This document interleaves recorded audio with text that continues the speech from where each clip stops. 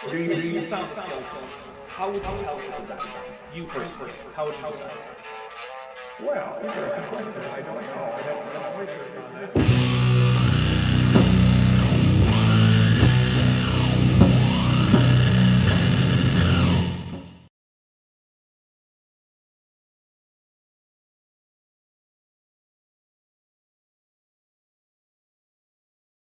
Hey everybody, welcome. We are here for a stream that doesn't have it's not a part of a regular series, but that's okay.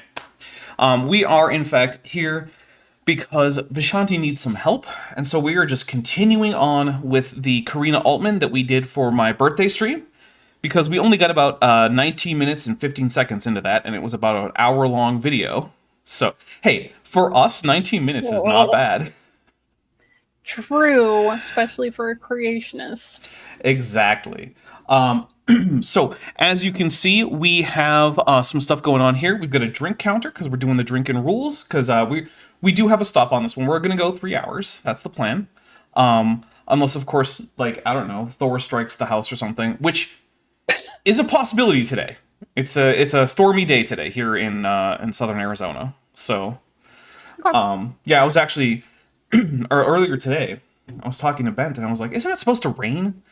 It's really cloudy. He's like, yeah, but it was supposed to rain an hour ago. I was like, whatever, maybe it just won't rain. And then I go to sit down, and suddenly I'm like, oh, what was that sound? It was the rain starting. It was just boom, pouring rain. All of a sudden.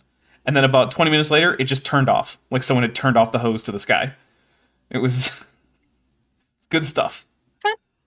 So before we get into your super chats, which I do want to say thank you very much for, we want to get into how this is going to work. So first of all, we have a fundraiser, which is linked in the chat. And if one of my mods could post the link, I will pin it. But also, if people give to that, it will increase the little thermometer bar 1.2 times as much as it normally would, and we do actually have some movement on there. So we were at 1470 when we hit go live, but now we're at 1505. So, put that in there. So thank you very much. And also, when this is done, I'm going to tally up how much we made based on my own accounting, and I'm going to take off the cut that goes to YouTube, and then half of that I'm going to donate to Vishanti's fundraiser. That might end up happening tomorrow, just because by the time this ends, I'll probably be tired and want to go to bed, and I don't think this is a one-day urgency kind of thing, right? Correct. I did have enough raised so far to pay my rent today. Okay, cool. So yeah, since it's not like a 24-hour emergency, it's more of a month type time frame emergency. Yeah, I might just go to bed and do it the next day. But and then if after YouTube compiles how much the video made, it made more than that, I will send Vishanti the difference. If anyone is questioning whether or not that has happened, you can ask for screenshots from my YouTube studio about how much the video made. You can take a look at the donation list to compare. I've done this before for other people and other fundraisers, and no one's really questioned it, so I don't expect that. But if you... Yeah, but also, I have a spreadsheet linked in the description of my fundraiser that will show you the list of expenses that I have per month. So you will see, where the hell is all this money going? Why is it so much money? That's why. Because Southern California is expensive as hell, but... Yeah, that's just SoCal, right?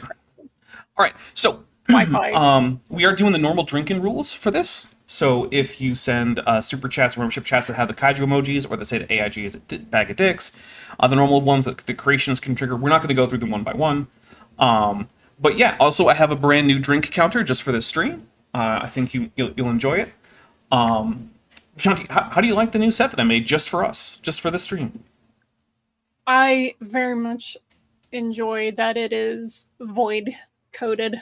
Yeah, and also, as Nat G said, and I think this can apply to both of us, from the moment I understood the weakness of the flesh, it disgusted me. Yes. Because we aspire to the purity of the blessed machine. Yes. Okay. Incorruptible. It is incorruptible. All right, so let's read some super chats, and then we will bring in our creationist, Karina Altman, and In case anyone's wondering, she was previously complaining that there's no good definition for species, to which I will say, yeah, species are kind of fake. I don't see how that's a problem for Yeah. evolution. They're less fake than kinds. Oh, they're way less fake than kinds. There are actually definitions that are useful to science for species. It just so happens that there's but more not than for one. kind. Yeah, not for kinds. All right, And so you know what? It gives them such a creative little out, because anytime somebody who understands how science works and isn't lying about it goes, yeah, well, God created kinds, and you try to tell them about like species or family, they go, that's not what we mean. You're just setting up a straw man. yeah. Or you can just say, shut up, you loser. All right, so let's get some super chats in here. Evil Ginger Miniatures says, a gesture of appreciation for a grumpy dinosaur and their guest. Thank you very much. Am I grumpy? I am sometimes You're kind not of always grumpy. Not always, but I am sometimes Well, grumpy. the creationist dumb makes you grumpy. Yeah, for good reason. Also, oh, sorry. just for the chat's benefit, and because this is an unusual streaming time, I have decided that I'm gonna ingest some THC in the form of a sour lemon gummy. So this is gonna get real fun in about half an hour to 45 minutes. Check your local laws. Dapper Dinosaur does not No. approve of the cool crime of having fun with a plant when other people say no. So, My liver is about to digest this and send it through my bloodstream, and make it cross the blood-brain barrier, and send me to the astral plane. and for you have those hit pretty fast. Yeah, For me, I have it's a like really fast metabolism. for me, it's like okay, so I Obviously. just ate a gummy, so maybe in 2 hours. Right. Yeah, you have to give me a heads up if we're gonna do anything together that involves any gummies. The Barely Bearable Atheist for $50 says, can't stay for the stream, but here's a Hey, little man, something for the thank you. kickoff. Thank you so much. Awesome. That was very Lieutenant Matt the generous. Navigator just sent 5 Dapper Dinosaur memberships, which do count toward the total. So let's take 5 drinks. Here we go. And you guys are going to get to see the new drink counter that I just made today. 1, 2, 3, 4, and 5. So I hope you all enjoy that drink counter. It's on theme for today. So, the original drink counter is cool and all, but it's not on theme, I don't think. Oh, I get it. It was hard for me to tell the little dots because the candle flames. My brain didn't visually separate them, but now I see it. They do have a black outline, which I created using a technique it. called an inverse hull. Cool. Yeah. All right. Yes, you are correct, Fits of Rage. It is binary. Yes. Yes, it is. Because again, It's binary. we aspire to the purity of the blessed machine. And how do machines count? In binary. Binary. It's all right. Lieutenant Matt the Navigator for $2 says it was a dark and stormy night in Tucson. I mean, it was actually really bright, but yes, it was stormy. Naramdaputs for $5 says for F plus duck D bombs. Yes. F plus duck minus the D bombs. Got it. Yeah, I tend to Yeah. drop them occasionally that Dapper doesn't always notice, but Kip's not here to be unleashed, so I think we're a little easier on the. I'll try to F-bomb keep track. quota. I'll try. Yeah. Teary Words of a King 7 times purified Rana for €18 says press F in. Is that het? Het. Okay, Play- press F in pay het respect. to pay respect. Giving Giving high revision because it's 18. nice. Also, if you're in the EU or UK, please sign the Stop Killing petition. Yeah. So sorry. Stop killing Yeah. games. I need to expand this window a little bit so it stops truncating it. Yeah. Yeah, so that is actually something that if you're in the US, you can't really sign it, but you can spread awareness. And the thing is, while it's just a petition to get... Oh, drink for Mothra. Mothra!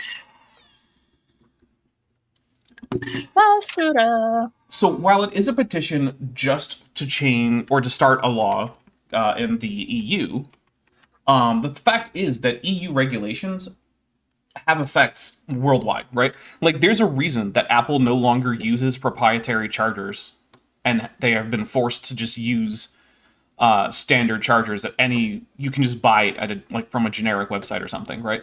You know, the United States wasn't going to make them do it. Exactly. And it's because the EU mandated it, and they were like, all right, well, it's going to be more expensive to try to figure out how to do this separately in the US versus the EU than we're going to make for maintaining some kind of stupid monopoly on charging technology. So we'll just we'll just standardize it worldwide.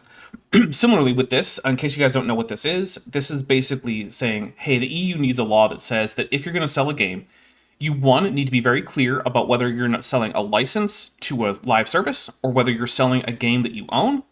And if you are selling a game of any kind, either way, if you're selling a game that you own, you need to have a plan put in place for how the game will be playable after you stop actively supporting it.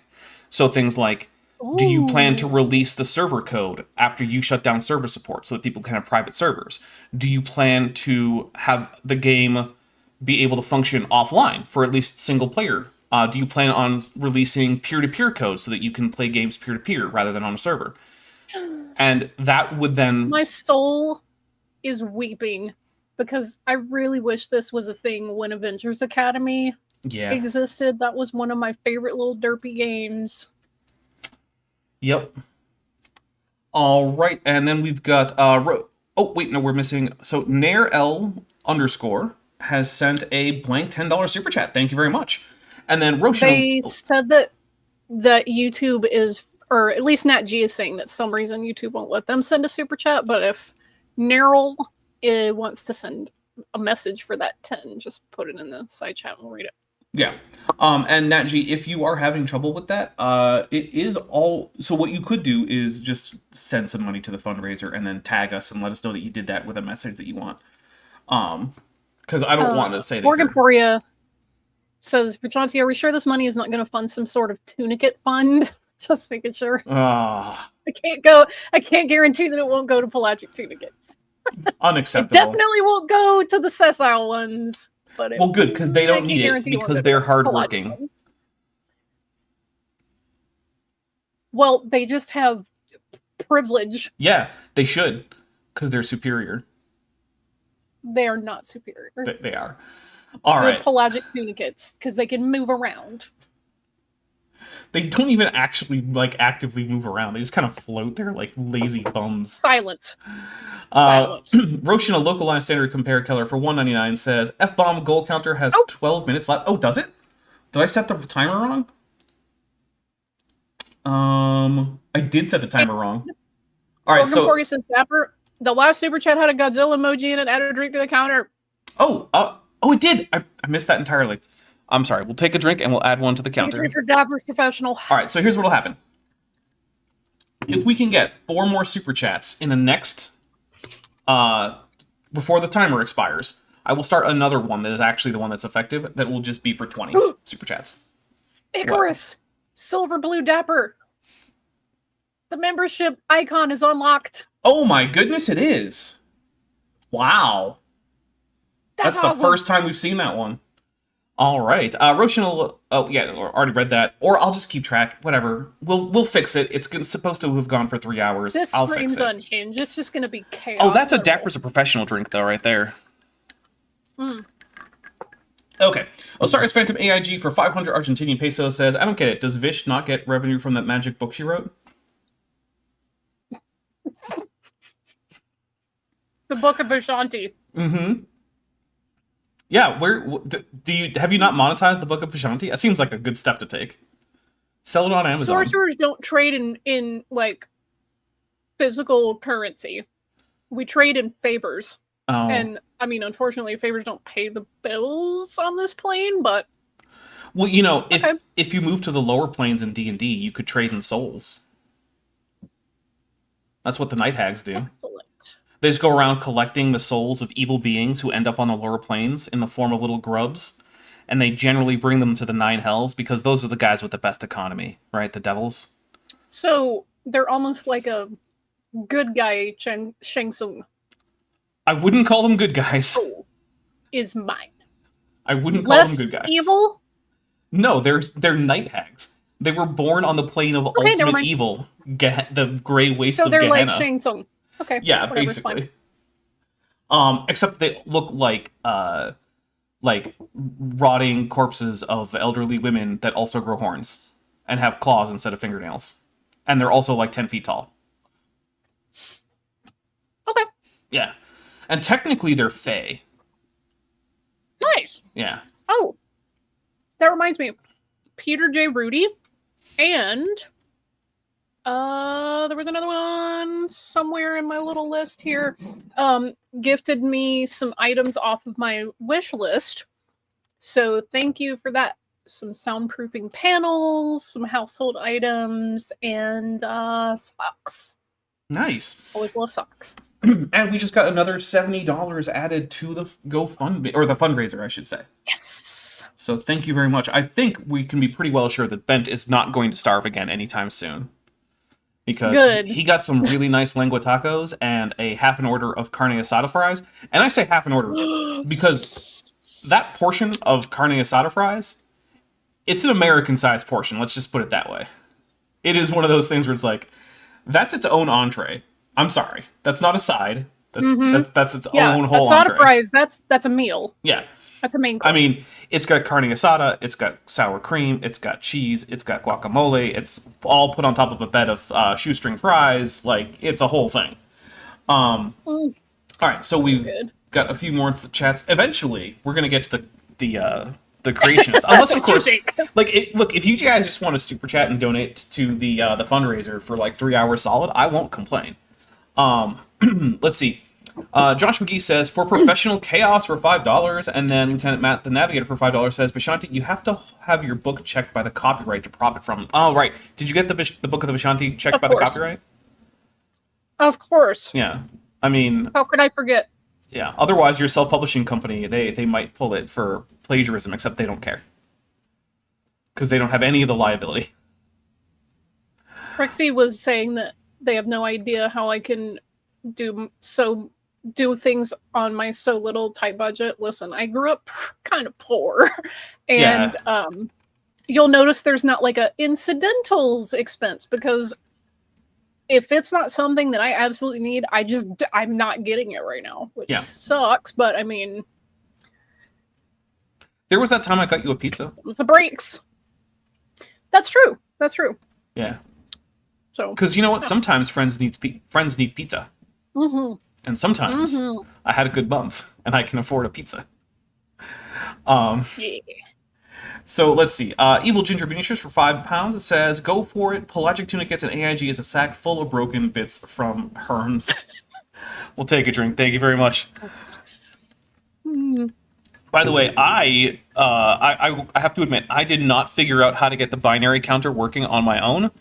That was something I had to get out of a tutorial, because I was trying to brute force it with like modulos and like checking like the mod of power, the like logarithm of power 2 feeding into like modulos and whatnot. And it was like just a whole bunch of chaos. And I was like, there's got to be a way that someone has figured out to do this already.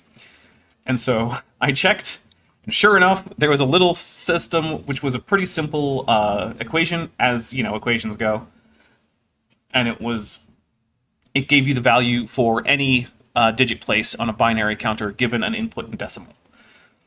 So, okay. Yep, that is how we're working it. I'm actually incrementing in decimal, and then a little tiny math equation is telling me the value. And this does go to 255, but if for some reason we get 256 drinks, it will wrap around to 0. Okay. I don't think we're going to get to 256 drinks. I don't think we're going to get there. All right, so I believe now we are good on the super chats for now. Let's double check the fundraiser one more time. All right, it has not moved since 575. All right, so let's bring in Karina Altman, the guest of dishonor. And if any of the mods that run bingo want to play bingo, feel free to. Yeah, this is a bingo appropriate sort of thing. All right. Let's go to here. Here we go. The Galapagos tortoises, as you can see here, are also a bit of a nightmare, because we generally call them all Galapagos tortoises. But there are 15 subspecies, 3 of which have gone extinct. Actually, according to your slide, Karina, those were species. But okay, sure. all she's doing is just saying because certain species don't use the biological species definition, which is to say interbreeding with fertile offspring, therefore they're not real species. But that's just nonsense. There are a number of other species definitions that are important, right? Like, no one's really advocating for saying that Panthera tigris, the tiger, and Panthera leo, the lion, are the same species. Even though, every once in a while, a female hybrid between the two can actually have babies. Male hybrids, not so much. But every once in a while, a female hybrid can. Oh my god. OMB says 256 gummies equals dead Vishanti. Like, Well, yeah, I I don't wouldn't think you're- just green out. You would see me physically, like, I would leave my body. Well, I was going to say, I don't think you're trying for one gummy per drink trigger. I think you just took the one, and now that's it. No. The Um, one is fine. It's 10 milligrams. We're gonna be just fine. Joshua Geese says Thank you, Morgan $5. for it. Oh, sorry. Joshua Geese $5 says hitting the goal for a short time, and then Nat G. So here's what we're gonna do. I'm going to. Oh yeah. So we are going to just start a new goal in a bit, and we're gonna keep track of how many we need. Don't worry about it. We got this. I got this. So Nat G for $5 says, "Who needs a swear jar anyway?" Also, AIG are a putrescent pack of phalli.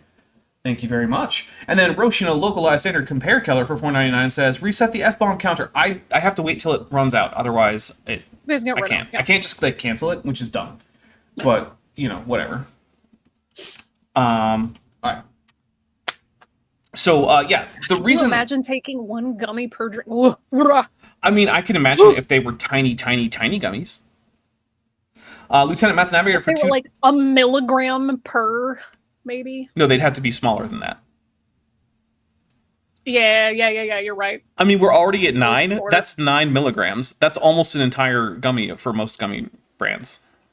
For me, that's like, oh yeah, that's a nice, like, comfortable. Yeah, but we're 20 minutes The only into thing a about having 3-hour a high stream. metabolism is that my tolerance is really high in a very short time. Yeah. So there are times where I'll have to go weeks between taking an edible or something just so that it has an effect that's noticeable. So yeah. Lieutenant Math Navigator for $2 says, she sounds like dollar store Pam Acker. Yeah, I can see that. Which is weird because Pam Acker already feels like the creationist you got from Wish. Landon Noel for $20 says, int main parenthesis void close parenthesis open bracket print open parenthesis quote AIG is a bag of %s backslash n end quote comma open quote dicks end quote close parenthesis semicolon return 0 semicolon close bracket. Thank you very much. That is an extremely on-theme super chat. Yes, it is. So I appreciate that. And may Lindy all... says Ancient One cosplay when. I'm not gonna cosplay any version of the Ancient One most likely. But I have cosplayed Clea several times. So at least 3. So I may or may not upgrade that. We'll see.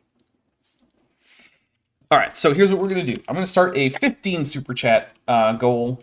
Same goal as last time. And this will last for 3 hours, which means I'm pretty sure we're going to get it. And then Nair L underscore for $10 says, a blank super chat. Thank you very much. That's pretty excellent. Yeah, that's good stuff. All Landon right. says, I used Void. So anyway, why it's kind of stupid to use this definition is because really what we really want to get at when we talk about species is we want to get at gene pools, right? We want to talk about what are the actual lineages on the ground that tend to have separate genetic, I was about to say information, like a stupid creationist, but separate gene pools that tend not to interact greatly with other such gene pools, even if they can on a technical level. And so we use a number of different ways to get at this. In cases where we don't have access to genetics, like in fossils, or just in animals where we haven't been able to sequence any DNA, and we're not likely to be able to anytime soon, we tend to use things like the morphospecies concept. Like, does each group under consideration have a distinct morphology from other such groups? There's Mothra will take a drink. Thank you, Mothra. Mothra!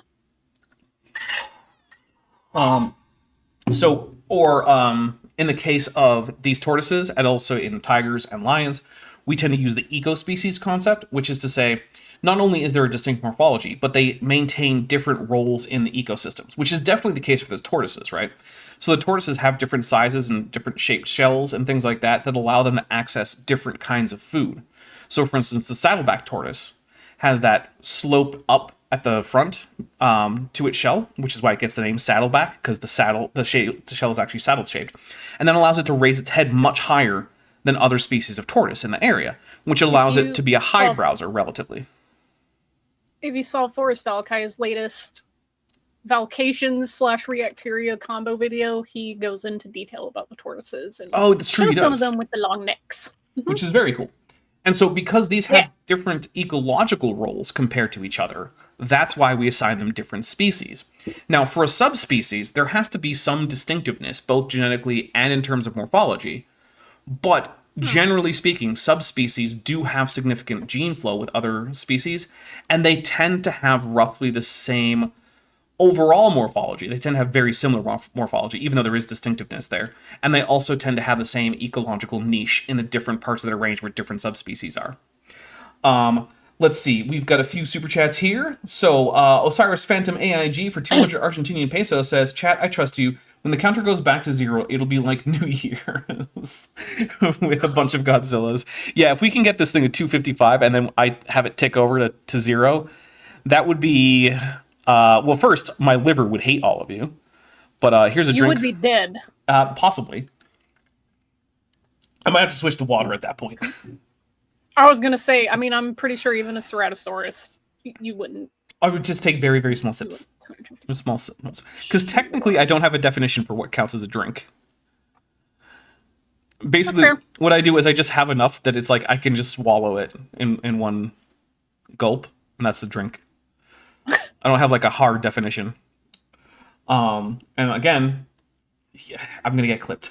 Claude Simeon for $5 says, "A silly chat for you, smiley emoji. You're wonderful, smiley." And yeah, Vishanti is wonderful. That's why we're helping her out. Because, you know, if you were a jerk, we probably wouldn't help you out. Yeah, probably not. Yeah. Roshan, a localized standard compare color for $4.99 says, Pragma Mark. Oh, sorry, hashtag Pragma Mark dash. Thank you very much. Yeah, there are definitely people who have been around on the channel or have been in other ways talk to me that I wouldn't help out. Like, where that Rob, what is it? Groner, something like that. I talked to him with Green? No, it wasn't green. It was like Groen. It was like Groen. Green. Maybe that says green. I don't know. You know, I don't know. But yeah, I talked to him with Jackson Wheat over on Jackson's Wheat channel, and I mirrored it. That guy would not help. Right. I wouldn't piss on that guy if he were on fire. That guy was an absolute dick. And also, he's disgusting. In his own videos, he's constantly like sniffling and then just rubbing snot on his hands and then continuing on. And it's like, okay, first of all, dude, you can edit. Second, tissues. Get a tissue. Okay, one, the live chat on your screen is frozen. I don't know what's going on there. I'll see if I can't fix that. I'm sorry about that. 2, Borg Emporia writes, "I have a theory Vishanti is a pelagic tunicate and a Slytherin from Doctor Who's skin suit. Dapper Dinosaur, can you confirm my theory?" I cannot confirm, but I also cannot deny.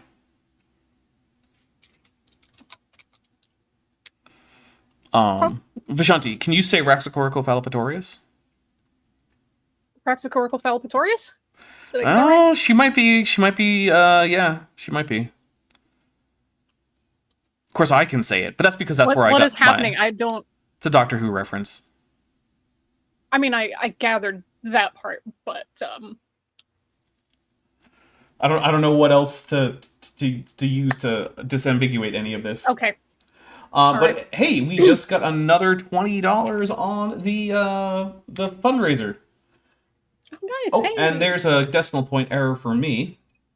Oh wait, no, I got it right. I was right. Never mind. Dapper's a professional for reals. All right, here we go. Let's get more Karina Altman in.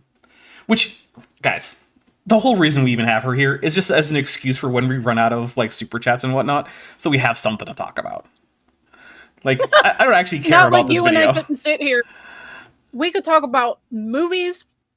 We could talk about TV shows. Like we could sit here and talk about freaking history, linguistics. You're not a linguist, of course. We would not have trouble filling this time. You know what? You have given me an idea. Let's start a super chat, not a super chat, a poll. And so what we will do is, if we unleash the F-bombs, there will be a second super chat goal, which will be to just talk about something else. And what the other thing will be what's on the poll. Right? All right. So we're going to start a poll. Okay. What should we talk about if we get So we've got the second spooky movies. super chat goal? Hold on. Um, Spooky movies. History. History. I mean, linguistics, I can't keep up with you, obviously, but Should we put it on there anyway? sure. Okay. And then always an option, food. Food. I like it. All right. And any of those will be interspersed with general nerdery. So, you know. So let's see. Claude Simeon for $5 says, "Oof, I used to love Vish, but if she likes any Doctor more recent than 1975, how much of a fan is she really? John Pertwee for life." How dare you? I mean, I actually do really like Pertwee. I thought he was a fun time. Because All I'm gonna say, and this is not a reflection on any previous Doctor. All I'm gonna say is Christopher Eccleston owns my heart. That's and all. not for his role as Malekith. I mean, honestly, he did the best with what they gave him. Yeah, they just gave him kind of I thought crap. you were gonna mention 28 Days Later, and I was about to say, like, yes, not that role. Well, that too. People forget that he's in that sometimes. But yeah, I honestly forgot thought until was you a said fine it. Malekith. That wasn't the greatest script, really. But It might have aged better. I can go back and give it another try, but at the time, I am connected to the guy who created the Dark Elf language. cool. Yeah, we're in a couple That's right. Facebook groups together, and we've definitely had a few interactions, including one where he was angry at me. Incredible. Yeah. Terry Rana, Words of a King, sometimes purified, writes, maybe Bish is from Clom, and that's why she can pronounce Raxacoricophalopatorius. That could be. Are you from Clom? No, I'm from Alabama. Okay. Well, I mean, that's what someone from Clom might say. I doubt that. Nobody wants to be from Alabama. Fair. But yeah, Raxacoricophalopatorius and Clom are sister planets. Oh, okay. Yeah. Like Romulus and Remus? Yeah, kind of. It seems like they're probably in the same star Okay. system, but on different orbits. Yeah. Claude Simeon for another $5 says, "Vish, Christopher Eccleston is my favorite of the new docs, so I love you for that," with a smiley face. So there you go. The rift is mended.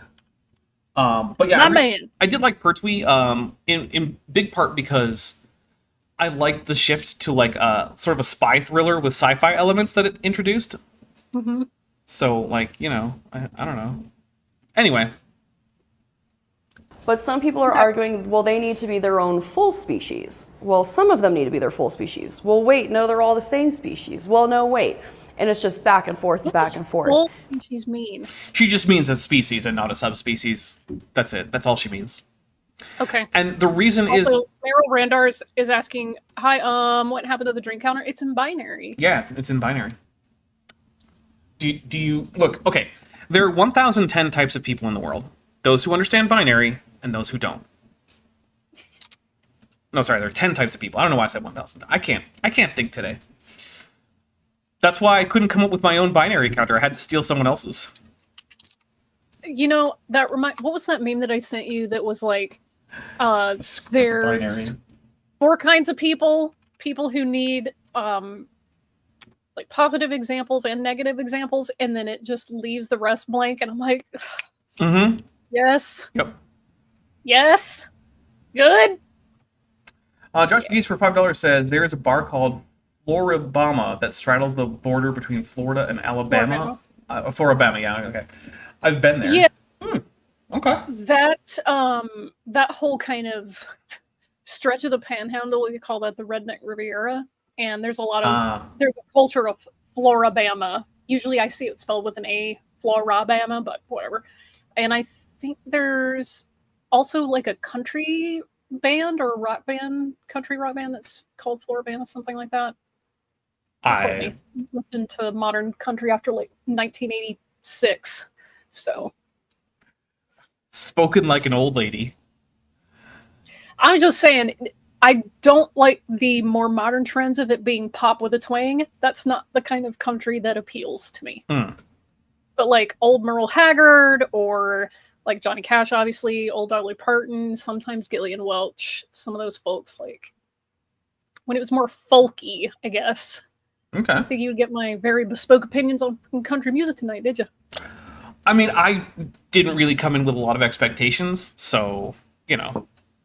Let's see. Metageeky Platypus Librarian for $5 says, staying up late to support Vishanti. Socks are good. Drink correct 25 will not be good for Tapper's liver. AIG is a vector of cloacal anatomy. Okay. I'll take a drink for that. Kent, in response to Gordmain's comment, Kent was not from Floribama. He's from up in the Midwest, Indiana, right? Something like that.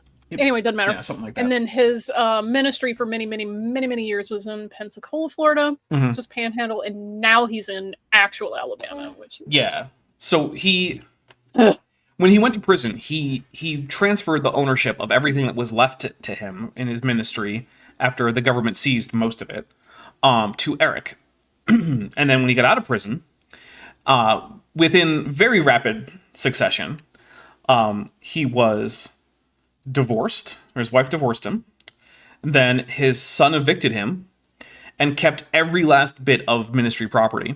And to hear Kent Hovind tell it, at one point, he held up a pen that had been gifted to the ministry decades earlier and said, "I was given this pen as a gift. Who owns this?"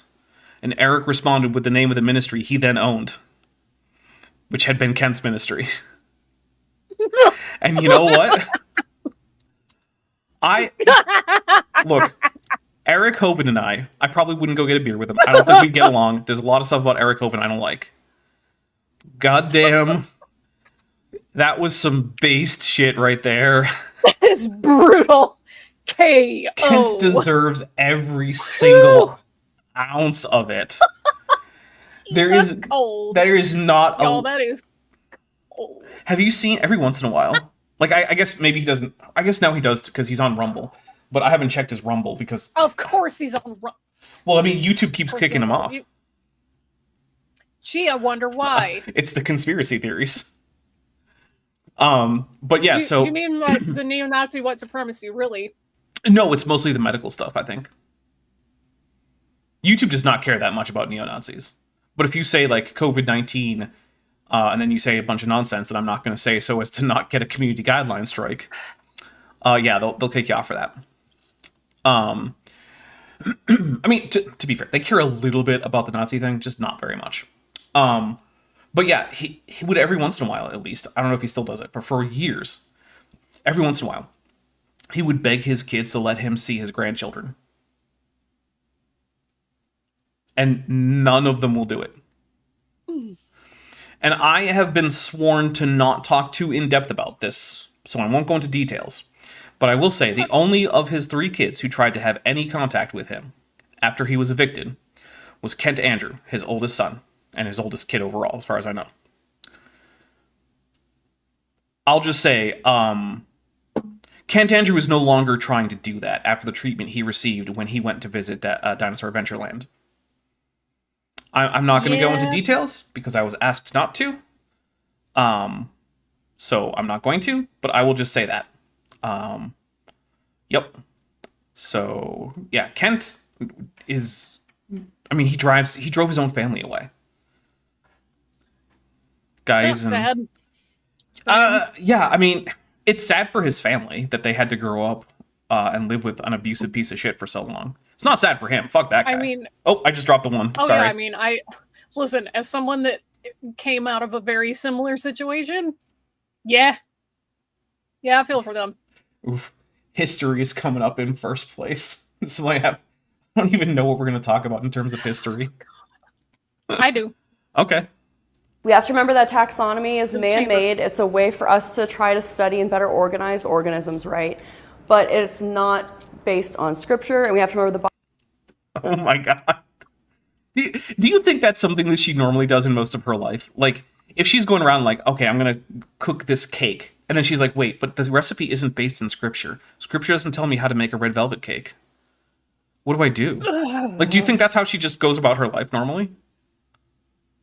Or do you think she specially pleads about biology and how that has to be scripture-based, whereas things like cake recipes or, heck, to keep with food, whether or not she should eat bacon, that doesn't have to be scripturally based. Or she can No, base that on... one, she can just go, oh, we don't follow that one. Yeah, we'll just ignore that part. Hey, fun fact, if you can ignore certain parts of the Bible, you can just choose to ignore other parts. And you could choose to ignore the literalist interpretation of Genesis. You could just do it, right? Sure, you'll have to come up with some excuse, but you already did that for bacon. You did it for heliocentrism. Yeah. You did it for the round earth. And for slavery. And for slavery. Just do it for that one. It's fine. It's not any different. You're like, well, but I'm abandoning my faith. Are you every time you eat bacon or have a shrimp taco or... No, because they've already like, oh no, we don't do that because bleh. So Yep. you could just do that with some of the other stuff too. And look, I'm not telling you that as a Christian you shouldn't be eating bacon or that you should be keeping slaves. I don't particularly care. Oh, I care about the slave part. You definitely shouldn't be doing that. I don't particularly care about the bacon thing. I don't care if you eat bacon. What difference is it to me? Listen, nothing. bacon. And that's another thing is like, I don't care when people eat bacon because it's not my life. Yeah. I don't care when people are or are not vegan or vegetarian. It doesn't affect me because I'm not the one eating the food. Well, sometimes it affects you because sometimes they'll tell you very loudly how vegan they are. Yeah, I mean, Yeah. kind of used to that. An atheist, a vegan, and a CrossFitter walk into a bar. You know how I know? They made sure to tell everyone in the bar about it. Yep. Mm-hmm. They ordered a single drink. They're the same fucking person. All right, let's see. We got a couple more super chats here. Lieutenant Math the Navigator for $5 says, Kent drove his family away multiple times with the same mistakes and no character development. Absolutely true. Yep. I have no sympathy for that man. He could have chosen to act differently. Instead, he chose to act like a narcissistic dick who was an abusive piece of shit. Yep. It took less than 40 minutes. I'm gonna... For the gummy. Oh, okay. And hey, we're up to 1775 on the fundraiser here. Beow, beow, beow. So God, I really wish I had Jack's Film's little sound deck. guess what that means? That means Bent is getting free food. We're getting a fancy avatar added to the queue. And yeah, so like we are... Bent won't starve! Yay! Bent isn't really in any serious danger of starving lately. We've been getting a fair few free pizzas. They don't know that. He's been They getting... don't know that. They only know that's the only time he eats. Well, no, because we've also said that he eats when people get him food from his wish list. And he's had a few of those. Okay, cool. Josh McGee's for $5 says, History of the World Part 1. That's another thing. When are we going to get the sequel to the History of the World? We're getting a Spaceball sequel. Let's get a History of the World sequel. Hey, I'm fine with the Spaceballs sequel. I don't necessarily need a History of the World Part 2. I think it's funny if there's just the one. Oh, that is fair.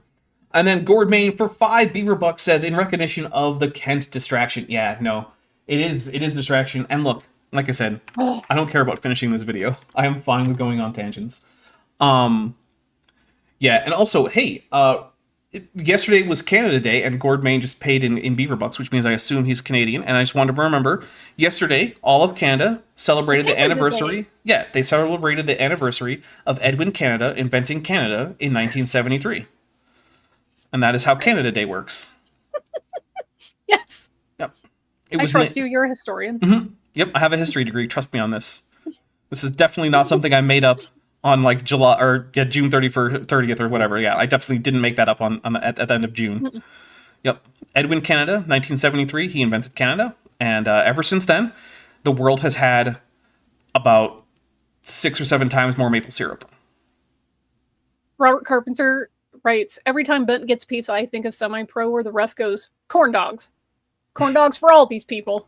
I mean, if he wanted corn dogs, I would get corn dogs. Pizza is the default. Rana says, sorry. No, go ahead. It says on July 4th, when Dapper makes burgers. We established that. Oh, okay. July 4th is it's for the hamburgers. Yeah, I did in fact buy materials to buy hamburgers and hot dog or make hamburgers and hot dogs. Nice. I bought ground bison. And first, Metageeky Platypus Librarians, who's been a member for 8 months, says Hulu put out History of the World Part 2. Wait, did they? I might have to look into this. Okay. Interesting. Yeah, Kip's right. Spaceballs without barf is going to be so weird. Yeah. Rip. You know, they could maybe, like... Yeah, you know what? I don't know. I was going to say, I wonder if he has any, get like natural successor or family. Get like a son of barf? Comedian, like... Yeah, like a son of barf. Yeah. Like a good comedian that is, like, of his legacy. But... Yeah. Then I also remembered, Bill Pullman's kid's grown now and is the century, so never know. Yeah. All right. Let's go. Bible is not man-made. So what you I'm taking a drink for the Bible is not man-made. Look, I'm sorry. Whether or not you accept any kind of doctrine of inspiration for the Bible, it's still man-made. People wrote it. You can say they wrote it under the inspiration of God, fine, I don't care. But it was people who wrote it. The fact that we both just stopped and like stared into the camera like, can you believe? Yeah. Oh, wait. Should we Kip has had things. Kip, if you want us to mention things that have happened recently. Oh yeah. We talked about it on know. the last stream. Kip is now officially an abuelo. His child had a child on Canada Day. Yep. That was born with a toque on, as the prophecies foretold. It's true. Came right out with a toque. As Dapper had mentioned in our private chats, that must be multiple Canadian alleles. Mm-hmm. Yes. Yeah, you have to be homozygous for multiple Canadian alleles to actually be born with the toque. It's pretty rare, but it does happen. On Canada Day, yeah. Yeah, it's pretty rare, but it happens. I'm expecting that kid probably has maple syrup for blood. So they're probably going to grow up to be like Emperor of Canada. Or maybe just the successor to the Queen of Canada. You ever seen anything about her? The Queen Emperor of Canada. Okay, but do you know about the Queen of Canada? Prophecy Dapper. Okay, fair, but do you know about the Queen of Canada? Technically, isn't the Queen of Canada just the Queen of England? No. Is there a Commonwealth? No. This is an entirely separate person. I don't know what you're talking about. So there's this woman who claims to be the Queen of Canada for reasons that are very hard to figure out, other than that she's crazy. And she's got this whole thing where she's like going to cancel taxes, and she's got all these policy prescriptions. She goes around claiming to be the Queen of Canada, telling police that she's their queen and they have to listen to her. And she's got this little like cult following, and she travels around Canada just pretending to be the Queen of Canada, not the Queen of the British Commonwealth, not the Queen of anything, just Canada. And like I think she's like Southeast Asian or something, so she's clearly not part of any European royal family. Like that option is just right out. Like obviously not. And like it's just the weirdest thing. Kip in the chat, I'm going to go through this really quick while I'm thinking about it. Kip says, Bible scholar here, the Bible is most definitely man-made. And then, ridiculous. Jillian is wishing Happy Grandpa Day. Maya Kissin is also doing that. Where was the funny chat? Oh, Jillian Wren says that Kip's grandkid shares a birthday with Dan Aykroyd and one of the guys from Letterkenny, which is the most Canadian show ever made. All right. Sapphire Science NIMBY's Light, there we go, for $5 says, Hail Vish and Happy Gay Sloth Day. Randomly selected kaiju emoji here. Wait, is Gay Sloth Day an actual thing? Because I mean, there's a day for everything, so it wouldn't really shock me if there's a Gay Sloth Day for real. Lieutenant Meth Navigator for $2 says Emperor Norton the First intensifies. Also, I believe when you're the first person to bear a name as a regnal name, you're not actually referred to as the first until someone comes along who is the second. Dang it, my thoughts. Why do they not? Grumpy Kevin wrote God Emperor of Canada, and I went haha doing joke in my head, so that's why I had to go back and read it. I just say, I don't know how this is a thing, but of all the people I've met who have never read a 40K book, played a 40K game, including video games and the tabletop and the TTRPGs, you are surprisingly savvy about Warhammer 40K, and I don't know how you managed it. I just love horror sci-fi, and I'm just me. Yeah, I mean, that's fair. I loathe the weakness of the flesh. I mean, yeah, there is that. I'm pretty sure that if you played any of the Warhammer 40K games where you get to choose a faction and Mechanicus is an option, that would be the option you would choose, unless maybe it's Necron. Like, I could see Necron as your second choice if Mechanicus isn't an option or something. And if you played the tabletop, I'm pretty sure that you would start with Mechanicus army, and then your next army, if you got one, would be Necrons. Who, by the way, do not get along. Well, most of the time. Belisarius Call and Trace in the Infinite did have a little bromance for a little while.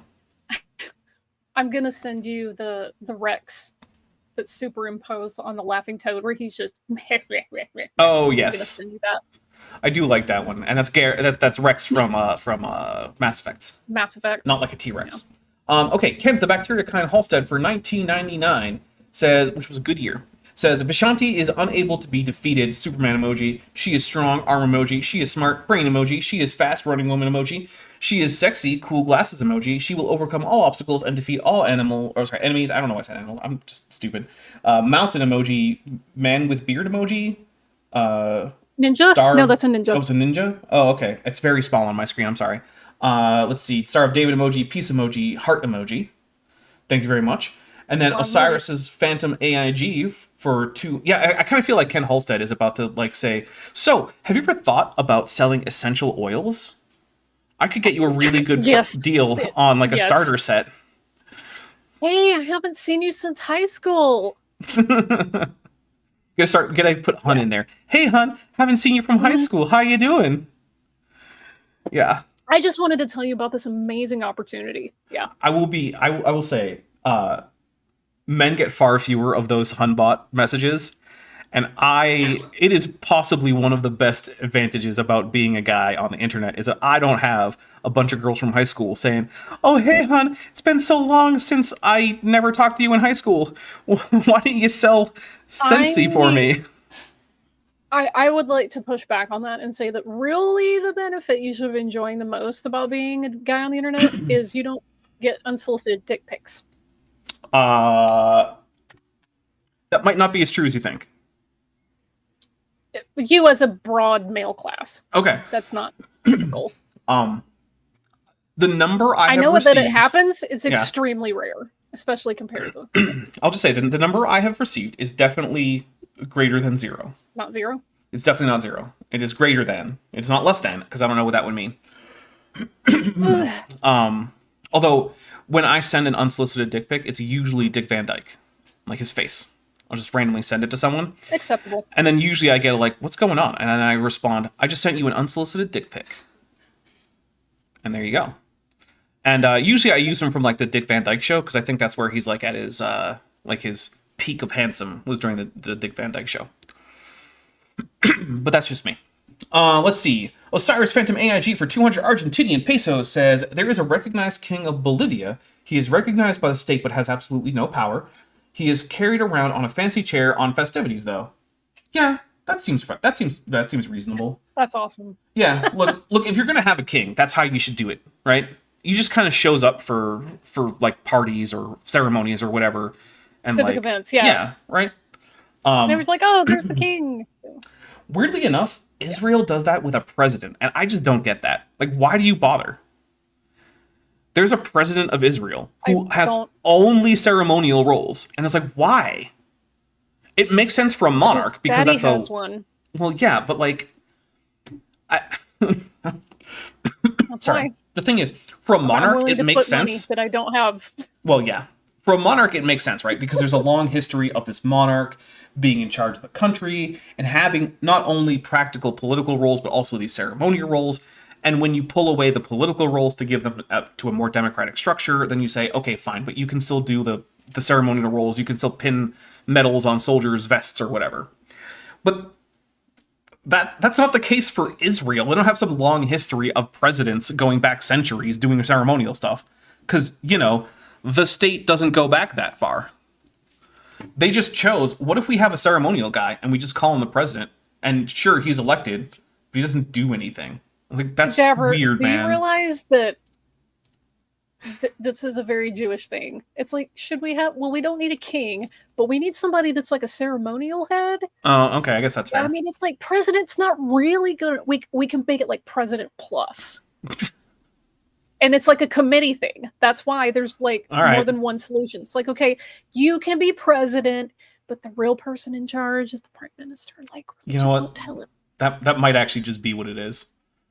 Also, there was a scandal not that long ago with the then president. It was something like his wife was a Christian, and that was a scandal. And then there was like, what if? Oh no! That was remember that was Tovia Singer claiming that the sister of the president's wife even farther disconnected. was- Jeez.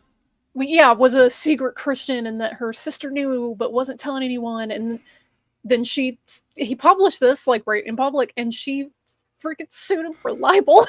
Guys, BB's third cousin's nephew's roommate His former roommate was a Christian. Cancel. canceled. Tovia Singer, like, I don't even know why. He just, like, look, I get that you don't like, and I understand why, and I don't disagree. I get your objections to Christian proselytism among Jews and your attempts to push back against that. I get it. Particularly in Israel. Right. Yeah. But hey, maybe just don't make shit up and lie all the time in order to do it. Because ultimately, you know who that helps? It helps your opponents. Because they can point to the nonsense you say and say, see, he's lying about all this. You can't trust anything Yeah, he he says. tried to back out of it, and it just... He's still, I think, before I unsubscribed from his mailing list because I got tired hearing about it, but you can donate to his legal funds. Of course you can. Like, in the email. Of Help course. me overcome this, and I'm like, buddy, you can't cash the check your mouth wrote. Right? Like, if you had been in this situation because you had slandered someone and been sued, and it was something I told you, like, hey, maybe don't do this, we probably wouldn't be here today trying to help you out. That would be one of those, But like, I mean, hey, he's got 2 volumes of him making shit up about the freaking Bible and Christianity, so hell, why not? which, Why stop the Bible? Or Christianity or Christian history. But look, if you're going to make up nonsense about the Bible or Christian history or something, you're not being any better than the Earth creationist who's making stuff up about science or history. You're in the same boat. wanting to dunk on without making it up. Let's see. For $1.99, Rusty Longshank says, nothing to say, just sending money. AIG is a bag of dicks, all as an acronym. Thank you very much. Man, I'm very happy with the whole binary counter. I like it. Yeah, that was cool. It's hard. It's still hard for me visually to I mean, I could increase the size of the inverse hull. Would you- If I were doing that, I would just last thumbnail we were talking about with the background, the contrast. I don't remember what the special word is for it. Make it dimmer. Oh, like lower the yeah, I could make the background dimmer. You know what I mean. Yeah. Well, Then it would have more visual contrast. to be Is fair, something that- the special counter was an afterthought that happened today after I had already created the set. So, yeah. your pinball brain probably was like, what if binary? No, that's exactly what happened. How do I do binary? And then you try to do it. Yeah. Yep. No, that's exactly what happened.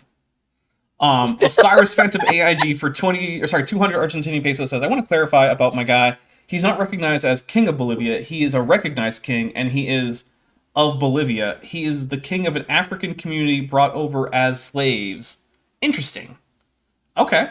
Interesting. That is weirder than I thought. But hey, You know what? Yeah, see, this is Go why for it. language is fun and interpreting text is fun. Because we thought, according to English grammar rules, that meant Bolivia's king. Although, wait, didn't Bolivia have an emperor for a little while? Yes. Okay. Mexico had one for like a year Yeah. ish. I say we restore the empire of Mexico. Bring back the emperor. Please no. Take back California. Take back New Mexico. Take back Arizona. Take Listen, back Florida. Hell, why I know not? that there are living Habsburg descendants that would be really funny to me as like the history nerd that I am, but I'm also like, no more empires, please. No. But what if it's a god Or emperor? like an autonomous confederation or amalgamation or whatever coalition of indigenously governed Okay, but what if it's a ceremonial city emperor? states or something. Also, if we're going for indigenous rule, I'm sorry, but there were a number of indigenous emperors before the Spanish showed up too. So, like, Well, yeah. And again, I said no more emperors, thank you. okay, I meant all of them. oh, okay. Because I was gonna say, like, All of them. No empires. the Spanish did a whole bunch of inexcusable nonsense, but also the people they were conquering Oh, yeah. had also done lots of inexcusable nonsense. There are not a whole lot of good guys in history. In fact, it is virtually Particularly impossible when- to find a good guy. When you run an empire, that kind of predicates Yeah. stuff. Mhm. Anyway. No, the Pax Romana, 0 notes. Perfect. And then everyone lived happily ever after. There were no problems. You will see as we go through the next few slides is animals are behaving the way the Bible says they will, but they're not What? going to behave the way we think they should. I want to know which chapter of which book in the Bible gives us a treatise on animal behavior. I really do. I mean, the only thing that's coming in my mind is like, oh, the animals, you can eat each other now. Yeah, I guess. But hey, here's a fun thing. That's just an ideology for predation. That's all that is. There's nothing historical going on there. Oh, Osiris. What has he got? That was on purpose. Oh, okay. Claude Simeon for $5, getting us the F-bomb pass. Says, hello, lovely Vishanti, with a smiley face. Hey. All right, so let's Don't be weird update about it. the counter there, and then we're going to set a new goal. And so we're going to end this poll. Oh, we only got 63 votes. Come on, there's several of you who Oh, did I even vote? No, I didn't. too late now. Whoops. All right, so history won, and then we got Lieutenant Math Navigator for $2 who says, "Ain't seen no talking donkey." Well, I mean, have you looked everywhere? Have you checked every donkey?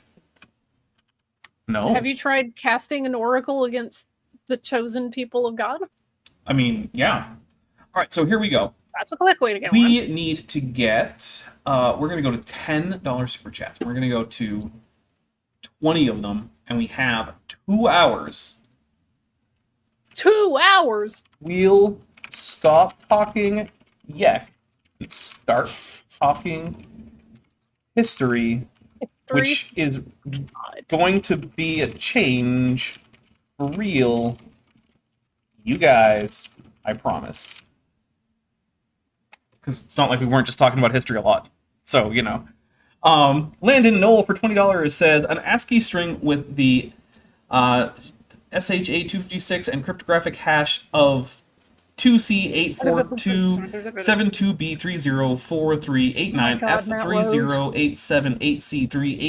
2C84272B304389F30878C3ADA5EDE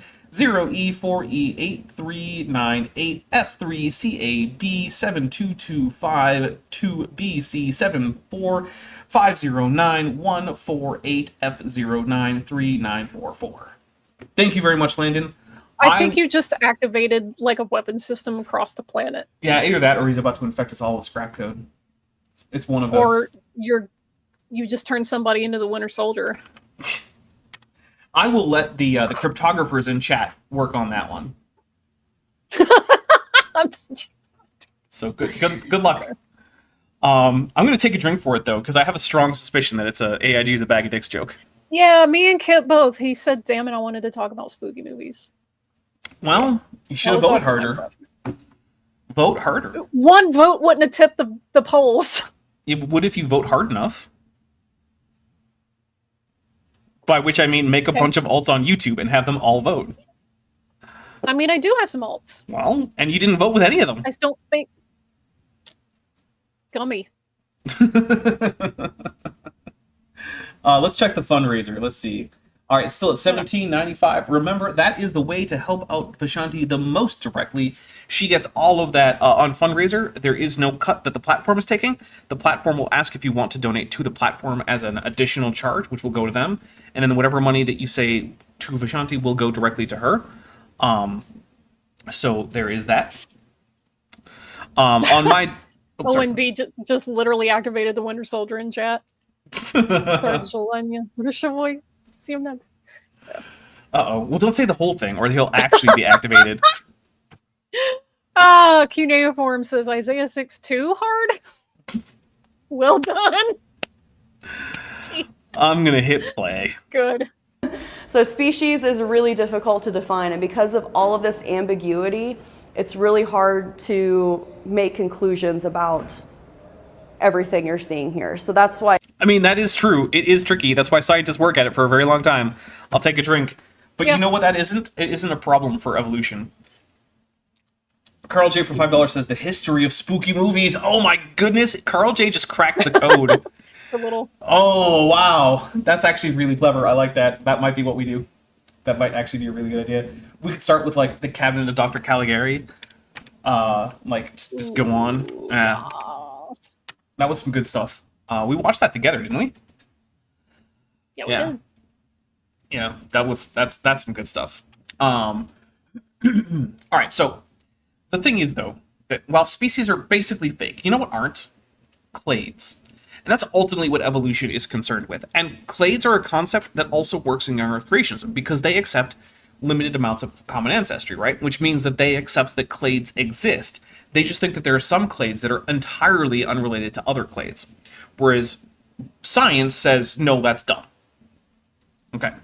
So clades exist, even though species kind of don't. Zach B. Hancock, if you want to debate about this, hit me up. Zach B. Hancock is a friend of the channel, and he's a species realist. I think he's the only species realist in the Science Friends. Which is... But you know what? I got to give him props. He is standing strong on that, and he has arguments, and I don't find them convincing, but I do think that they are interesting and worth investigating. But I am, as a staunch species non-realist, I'm going to say that even though species don't exist, clades do, and you can still objectively determine things about cladistics using the tools of evolutionary biology, regardless of what a species is, or if it even exists as a real entity out in the world. So, yeah. All of this is just saying, oh, well, you know, there's this one ill-defined concept in biology. Okay, cool. You don't say. Fun. Biology has ill-defined things here and there. Okay. It's so ambiguous. When we talk about speciation in the Galapagos, it's just kind of a mess. So the reason it's ambiguous, it's just a choice. Yeah, I mean, it is a choice. It's arbitrary, really. It's not ambiguous. It's arbitrary. And there is a difference. And, like, look, a lot about science is arbitrary. That doesn't make it fake, right? Like, assigning electrical charges, positive and negative, and assigning negative to the electrons and positive to the protons, that's arbitrary. That doesn't mean that we can't build electrical and electronic components using our knowledge about charge. But how our naming concepts and all that stuff, that's arbitrary. And that's ultimately what we're doing here, right? There are real things that are true about populations of organisms on Earth. Exactly how we're going to divide them up is going to at some point be arbitrary. Lieutenant Math Navigator for $2 says, I'm a species fakist and a Berriman horseshitist. Oh, I hate Berriman. I'm not going to launch into my whole like Hebrew grammar spiel about how that's a horrible, horrible like butchering of Hebrew, but just know that it is.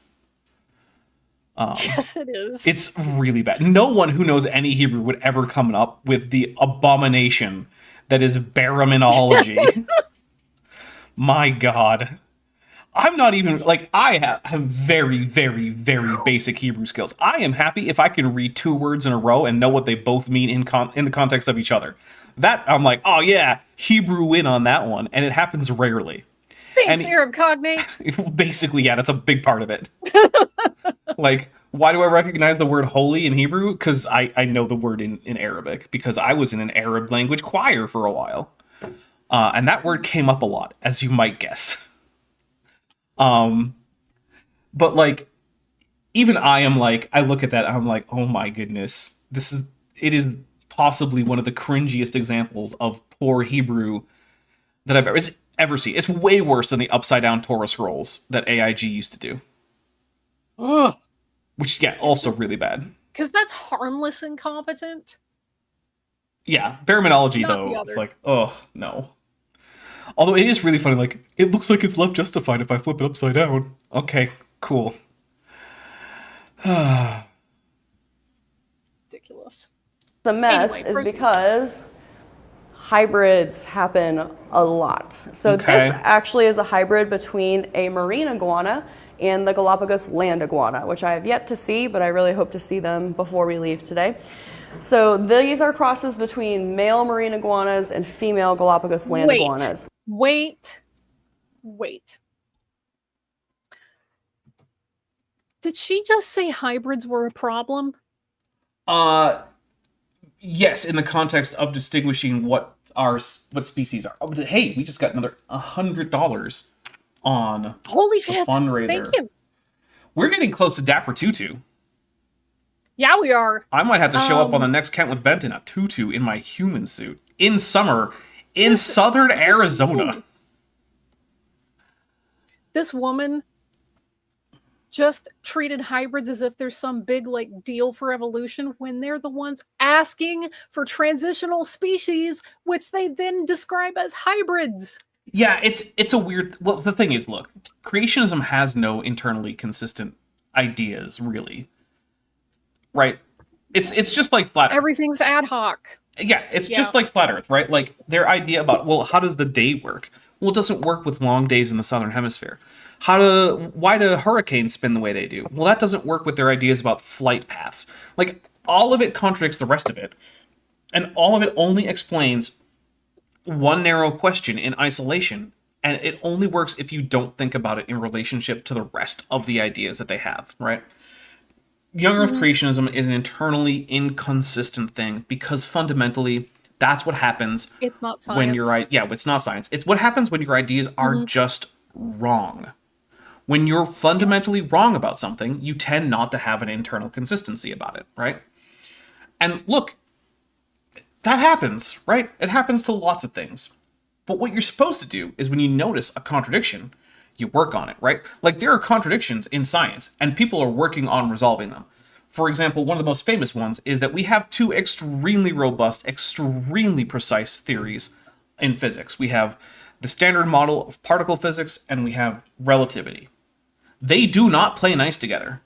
We do not know how to get them to play nice together.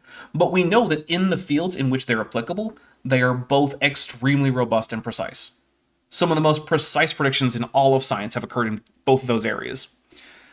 And as a result of them not playing nice with each other, that's what a lot of physicists are working on, is how to figure out how to get relativity and what it means for things like the warping of space-time and gravity and time dilation and all that stuff to fit in with things like quantum electrodynamics and field theory and all that stuff. And it's not easy. The magic word. Which one was the magic? Oh, right, I forgot. Yeah, quantum apparently now means magic. That's a thing. Yeah. Yep. In real life, by the way, what quantum just means is that things come in discrete packets that can't be further subdivided. You can kind of think of it like eggs, right? Like if you go to the store, you can really only buy eggs in whole numbers. Right? Like if you go to the store and you're like, I want 6.5 eggs, they're just be like, well, you can buy 6 eggs. There you go. Right? And even though most stores don't tell them to sell them individually, they at least hypothetically could, right? But no one's going to sell you half an egg. It's not going to happen. And that's what quantum basically means, right? Like various fundamental physical properties come in discrete units and can only come in whole number multiples of those units. That's it. That's the only option. That's all it means. Units. Yep. There basically are objective units that are fundamental to the universe for some things. That's all that quantum means. It's not magical woo nonsense. All right. And this was really observed in South Plaza Island, especially during El Ninos, because what happens during El Ninos is the marine iguanas lose a lot of their food, so they start migrating inland to look for more food. That's where the Galapagos land iguanas are. Can I just say that El Nino versus La Nina are the least descriptive weather terms I've ever come across, and I don't really like them for that reason. Like, the names on their own don't tell me anything about what's going on. It's like... Oh, Cuneiform says you can buy egg... You can... Yes, you can buy... That's true. You can buy egg whites and also whole eggs as by volume, in which case you can subdivide. In fact, I have some powdered eggs on my wish list because eggs are stupid expensive now. Which, by the way, also, if you another way to help out Vishanti is that I have linked in the description her wish list. The wish list itself has a lot of practical stuff on it. And so if you want to help out by just directly sending her something, that is a place to go. I also have a wish list linked in the description, as does Bent. So if you want to help us out in that way, that is also an option. And just a reminder, thank you, Peter Rudy, for the soundproofing panels. Whoop! Yes. And socks. Socks are man. always the correct. I actually need new socks. I Man. ran out of socks the other day. You know, it's really just unfair how, like, you grow up thinking socks are the worst gift, and then you cross into adulthood when you want socks. They're the best gift. Yeah, a good pair of really nice, comfortable socks are pretty awesome. Socks, I mean, if I'm not outside, I'm wearing socks and nothing else on my feet. And that's as a dinosaur. I have to get special custom socks. And so then you see some mixing there. So we saw a lot of these hybrids born in 1997 during that El Nino. So they observed over 20 of these hybrids, and they have If they're characteristics of both hybrids, marine they and... fit your... If they're hybrids, they freaking fit your definition for transitional species. But She's see- about to say they have a... But see, here's the problem. They're in the same kind, and it proves that they're in the same kind because they're hybrids, so it doesn't matter. You don't have to worry about that. Yup, it's exactly as silly as that face indicates that it is. Yep. That is the appropriate facial expression. Okay. Heather Bodacious claims Coon for $5 says it never seems to occur to young Earth creationists that species definitions being fuzzy is a consequence of evolution, not a problem for it. Yeah, that's a really great point, right? Like, if species really were these super distinct things, then yeah, having trouble defining it shouldn't be much of a problem. All right. Also, it has been a while since we had a drink trigger. Oh. Help us out. Remember, the fastest way to get us a drink is, in fact, to send gifted memberships. land iguanas, so pretty cool. And also shows that marine iguanas, as weird as they are, do belong to the iguana created kind. They did produce viable offspring here. Okay. Here is a thing. In order for a concept to be valid fundamentally in science, there has to be some way for someone to say that it's wrong given a certain set of observations, right? There has to be a way to say no to an idea. Now, that way doesn't have to actually have occurred, which is why it's still a valid idea instead of an already falsified idea. But unless you can say, no, this is wrong, it's not really a scientific concept. And the problem with using hybridization is that creationists will say that hybrids are in the same kind, or they show that those parents are in the same kind, more specifically, right? But they do not say the reverse. They do not say that a lack of ability to hybridize means different kinds, which means that the hybrid criteria is unfalsifiable. So, like, we can say, okay, zebras and horses, can they hybridize? Yes. So, same kind. Okay. What about zebras and rhinoceroses? No. Does that make them the same kind? Not the same kind? No, actually, it doesn't. Now, most creationists will say they're different kinds, but here's the thing. We have fossil horses, well, equids, and we have fossil rhinos. Interestingly enough, they're all in North America, the earliest fossils of both. You have to be an expert at rhino and horse dentition to tell them apart. Other than their teeth, the earliest rhinos and the earliest horses are morphologically identical, down to minute details. So at that point, are they the same kind? Well, based on the morphological criteria that creationists usually use to just kind of eyeball it and say, yeah, it looks like the same kind, I would say they are the same kind. And since creationists will say that lack of ability to hybridize does not demonstrate that they're not in the same kind, seems to me like rhinos and horses are in the same kind. But then we get to a problem. Rhinos and horses and tapirs also have that same thing going on. So are tapirs in the same kind as rhinos and horses? I don't know.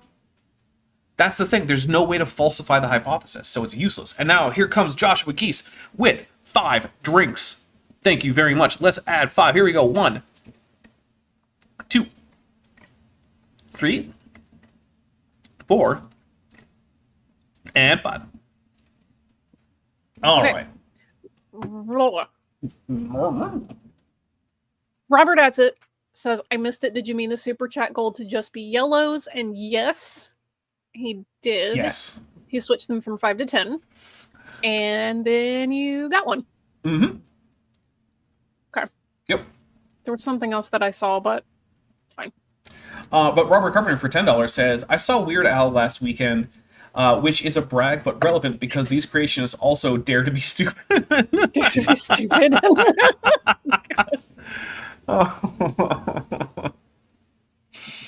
Oh, I sent Vishanti a meme the other day. You know the meme where like there's the woman who's just like, ugh, and then the next panel down she's like, okay. And it was like Weird AI. She's like, ugh. Then in the next panel down she's got like Weird Al's hair and mustache pasted onto her, and it just also says Weird Al, but it looks identical. And she's like, yeah. It looked like I. Yeah. It was good stuff. I really do like that meme format. It's a good one. Yeah.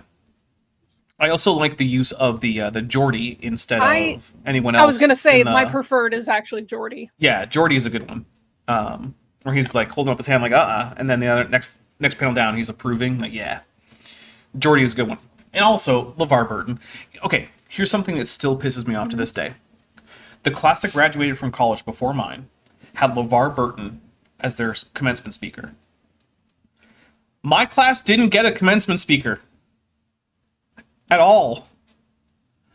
I'm like, I'm sorry. You went from LeVar Burton, who is an amazing person, who I'm a big fan of, to no one. What the hell? Maybe it took 2 years to pay him. Yeah, maybe. My goodness, I was not happy. Man. I didn't even go to the commencement because I was like, I don't want to just like this is some nonsense here. How you gonna I just? didn't go to mine either. I just didn't care about the theater of walking. I was ready to be done with school. I would have gone if LeVar Burton were there, but he wasn't. No one was.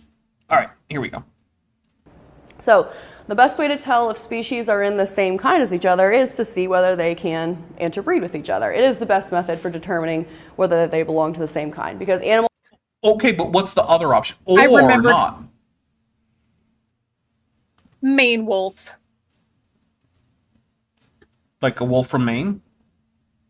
No, the maned wolf. Oh, maned wolf. I didn't hear the Where does it go? Yeah. The maned wolf. Yeah. Yeah. Because it's very distantly related to most other canids. Not as distantly related as some. Like I think the dole is more distantly related to most other canids than the maned wolf is. But yeah, like you can't breed with most other canids. It smells bad, which is not really relevant, but it's true. Where would the tanuki go? Yeah. And the answer kind is it would hide inside of its own gigantic scrotum. Sure would. Which it can use as a parachute in at least a few anime. Parachute. Yeah. Maybe not so much in real life. And in that book, Villa Incognito. Yeah. In case you guys don't know, the tanuki is also called the raccoon dog. It is a canid that has raccoon-like facial markings that is native to parts of East Asia, including Japan. And it just has gigantic balls given its body size. Like, absurdly huge. They're comical. I just realized, if cuneiform's still in the chat, that's God.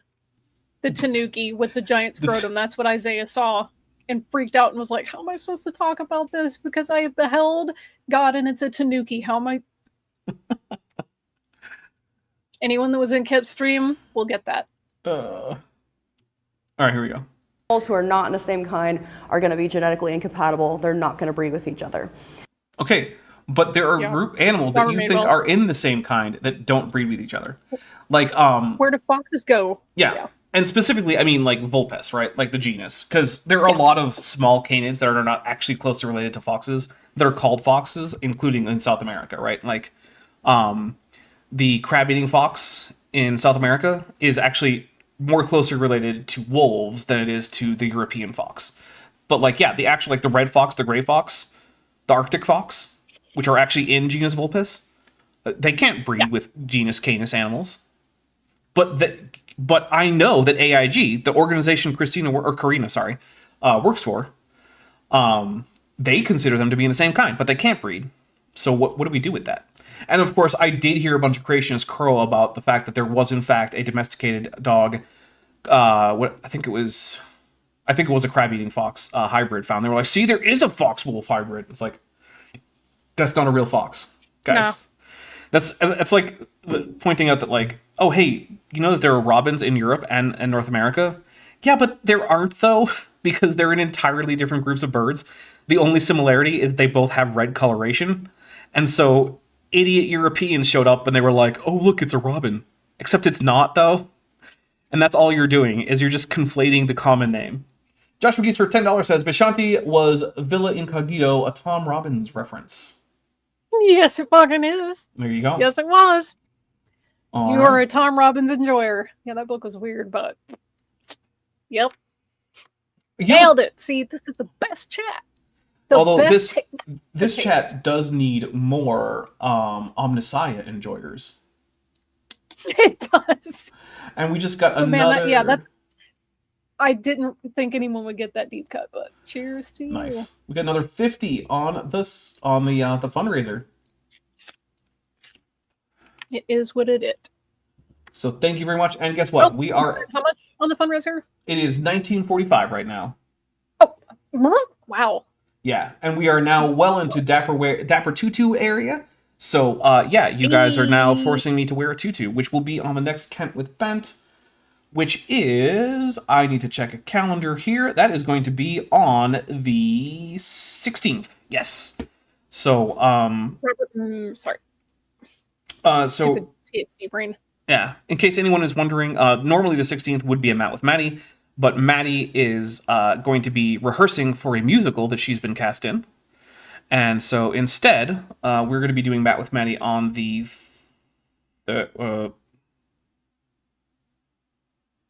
yeah, I think the 30th. Yeah, we're doing it on the 30th, I think. Oh, wait, no, that's not it. I'm so confused. I'm going to have to double check with Maddie. Don't take my words for anything. I don't know what I'm talking about. Look, I have to double check my calendar. So, hybrids have the same genetic information as their parents, it's just combined in different ways. And hybrids are a big issue for the molecules to man evolutionary model, because the whole Drink. Just drink. That's incredibly stupid. There is no problem with hybrids. Hybrids are a well-recognized phenomenon. They were recognized in Darwin's day. They were recognized the entire time evolutionary theory was being developed. There is no problem with hybrids. All it means is that two groups of organisms have not evolved complete genetic isolation from each other yet. That's it. And the thing is, if two organisms are splitting apart from each other genetically, then there is of actual logical necessity going to be a gradual change in genetic compatibility in terms of reproduction, right? That's why we see, in real life, differences. So we see, in some cases, ring species, right? Where a species loops around some habitat barrier that they can't easily cross. And all along, the adjacent subspecies can interbreed. But when you get all the way back around, now they can't interbreed anymore. That's a spectrum of genetic compatibility. We see things like horses and donkeys. There have been reports of female mules giving birth. But like 5 in all of history, I believe, if I remember correctly, which I might not. But it's below 10, and that's across all of history. And for some of those, we don't have a way to verify. Because it's like, well, you know, the ancient Akkadian said that a mule gave birth. Okay, maybe. I don't know. I don't know how to check that. How are you going to fact check some, like, ancient Akkadian guy who was like, I saw a mule give birth? I mean, maybe he did. I don't know. But also we have things where like there's less compatibility. Like camels and llamas require artificial insemination, and then you can get it. Actually, you know what? Humans and hamsters require special treatment of the egg, and then they can form a hybrid offspring that won't actually develop past like the blastocyst stage, but it existed. There was a hamster right there. That's even less genetic compatibility. So we see this spectrum, which is in fact what evolution would predict. We got a few super chats here. Landon Knoll for $50 says 19 quintessillion, Woo! 415 quattrodecillion, 948 tridecillion, 929 duodecillion, 163 undecillion, 753 decillion, 328 nonillion, 752 octillion, 232 septillion, 499 sextillion, 559 quintillion, 730 quadrillion, 586 trillion, 897 billion, 317 million, 325,693. That is indeed a number. I'm sorry, Lynn, I do not understand the significance of this number, but it sure is a He's number. trying to activate Winter Soldiers, man. What is You that? know, I don't know if you know, but Landon has multiple records for like various kinds of primes discovered. Maybe he's testing our loyalty to the Omnissiah to see if like our programming is true. Landon's That's not how the lore works, is Landon's it? no, not real. Well, maybe you know what? Maybe Landon's like a stealth inquisitor. That's actually that might actually be true. That's the concept I was going for. Okay. Sapphire Science Nimby's Light for $10 says, pick your commencement speaker, LeVar Burton, George Takei, or Patrick Stewart. A wild kaiju emoji appears, so we'll take a drink for that. I mean, yeah, I might go Burton No on that hesitation. one. All right. Look, I think all of those. I've heard Patrick Stewart speak at conventions, and Stewart. Okay, that's fair. I have not, so you know what? And- yeah, LeVar is dear to me. not as good a public speaker though. Stewart. Okay. It's just the kind of commencement speech that I would want to hear. Stewart. I don't know. I feel like I would be very inspired by the guy who, when I was a kid was like, hey, read books. I mean, I was too. I told LeVar Burton to his face that he's the one that taught me how to make African drums. And that's part of Nice. the reason I got a music degree, because that made me want to play drums. Awesome. That's really cool. Also, Yeah. the episode when he went on the set of TNG in Reading Rainbow absolutely blew my mind when I was a little one. Yeah. I was like, oh my God. What is happening? This is amazing. Stewart, because he's a Shakespearean actor. That is true. Right? Anything he says, you'll think, my captain. So, yeah, Next Gen, that was formative in a way that Reading Rainbow didn't quite hit the same way. I mean, yeah, Next Gen was a big part of, I think, a lot of people's childhoods. Metageeky Platypus Librarian for $5 says, have a good night all. I have evil meetings and desk duties tomorrow. I'm sorry, unless Godzilla destroys my library before then. But dinos like books. Alas, we do like books. And I don't want Godzilla to destroy your library. Although if anything had to destroy your library, Godzilla would be a pretty cool one. I'm going to take a drink. Godzilla would be pretty cool. Mhm. Yeah. Like if it was like, oh, the library Talk caught about on fire, or explaining that one to your teacher. Let me guess, your dog ate it. No, actually, Godzilla Godzilla stomped out. destroyed the librry. Yeah. To be fair, your teacher would probably know about that because it's not like Godzilla's a subtle kind of event. That's true. I don't know. There has been a couple of times where he almost sneaks up on like other creatures, and I'm like, there's no fucking way. He was shaking the ground in the first one. There's no way they don't know he's coming. Yeah, it's true. All right, Especially Larper. when he got even more thick over the sequels. Yeah, he packs on some pounds He there. hefty. Mm-hmm. He hefty. Man, the American And Godzilla pink. was, yeah. I remember when the American Godzilla came out, and everyone was like, "Damn, look at those thighs." They're like, damn. And then Shin Godzilla came out, and the thighs were even thicker. But the arms were even tinier. I so know, it made it they barely exist. look, Larperners for $10 says, no one has ever seen a wolf give birth to a chihuahua, but creationists would have you believe chihuahuas are descended from wolves. If Chihuahuas evolved from wolves, why are there still wolves? Exactly.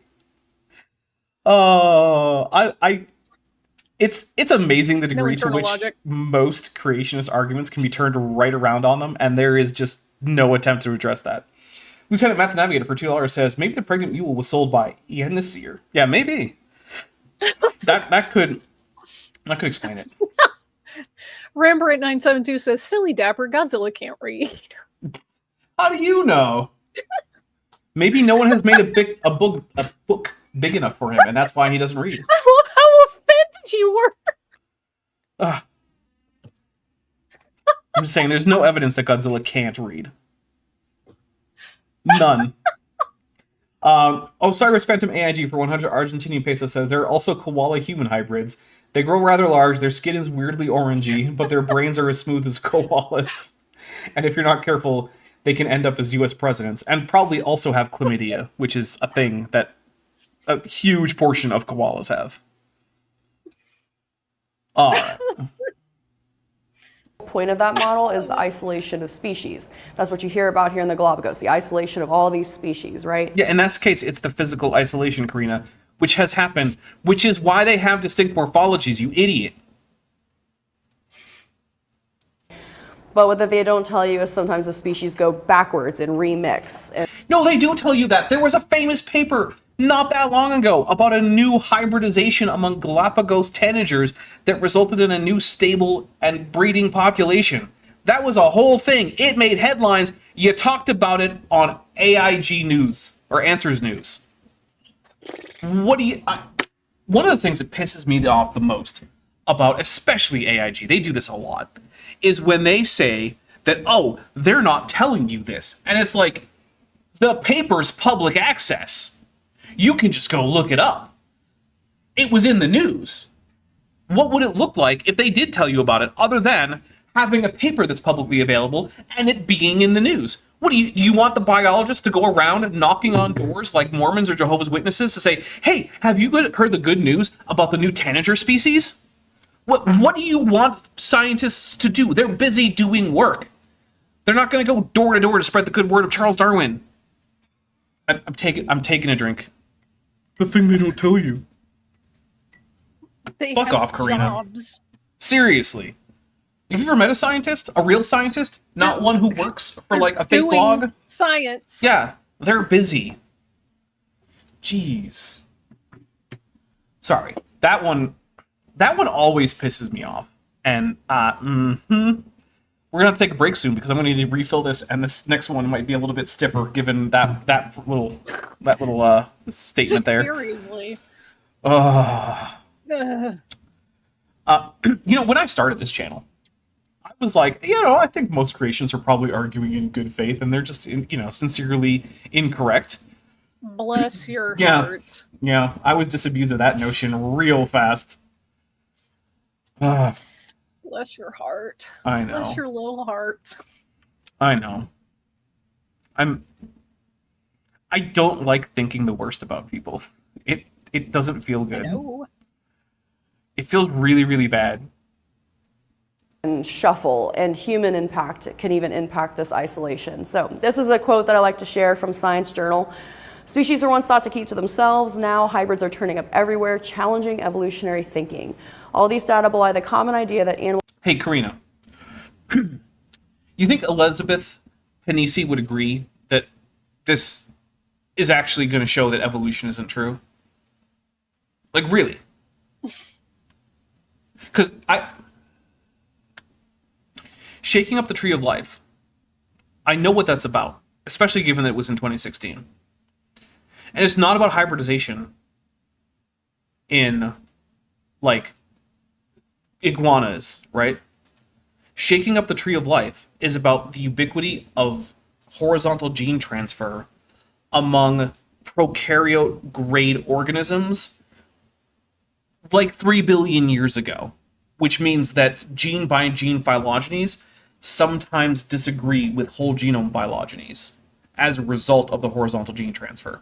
That sometimes individual genes, when you get down to the base of common ancestry, share different descent lineages than organisms as a whole. And in no way is that a challenge to common ancestry.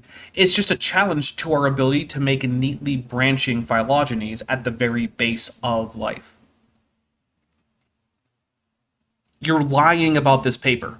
You read it, and you know what it says, and you know it doesn't say what you want it to say, and you're saying it does anyway.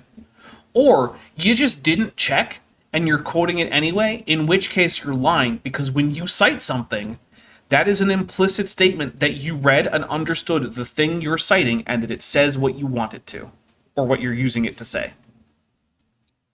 There are no other options.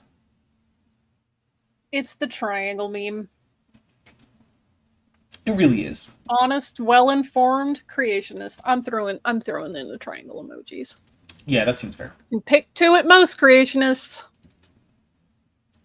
Roshina Locali Standard Compare Keller for $4.99 says, did you ever pin the URL to the fundraiser and to the chat? Well, I asked my mods to do it, to see if they could put it in there so I could pin it, and then I don't think anyone did, so I just did it. Oh, whoops. Okay. Mods, come on. You're slacking. I don't know. You're actually doing pretty well. Let's double check the fundraiser. It is still at 1945, which, by the way, is 43%. And this fundraiser has been live for, what, 4 days? Not even. Yeah. So I want to say thank you. You guys, look, more than once, this community has come together to help someone in need. And I really appreciate it. It really means a lot. This really is the best. Yeah. This is Next little bunch. Yeah. And I honestly, I don't know what I deserved to do to surround myself with a bunch of viewers who are smart and very funny. amazing. Smart, funny, generous. Yeah, you guys are great. And also extremely non-toxic, especially given that this is a YouTube chat. So, like, props to the mods. As much as I was like, come on, mods, step it up. Yeah, no, there's a reason that this is not a terribly, terribly toxic place, and the mods are a big part of that. Oh, neener. Landon Knoll says, I did it early in the show, but you didn't notice. Okay, I apologize. Landon gets all the props. Oop. Landon, best mod. Everyone, Landon is the best mod. Species can't hybridize, or if they do, will produce inferior or infertile offspring, so think mules. Such reproductive isolation is part of the classic definition of a species, but many animals, it is now clear, violate that rule. Not only do they mate with related species, but hybrid descendants are fertile enough to contribute DNA back to their parental species. So not only are hybrids happening, but then some of those hybrids are turning around and rebreeding with the pure species. The pure species. There are certain phrases that you just don't have to ever use. And, yeah, that's one of them. Stop with the time. The bar is in hell, creationist. It really, really, really is. Yeah.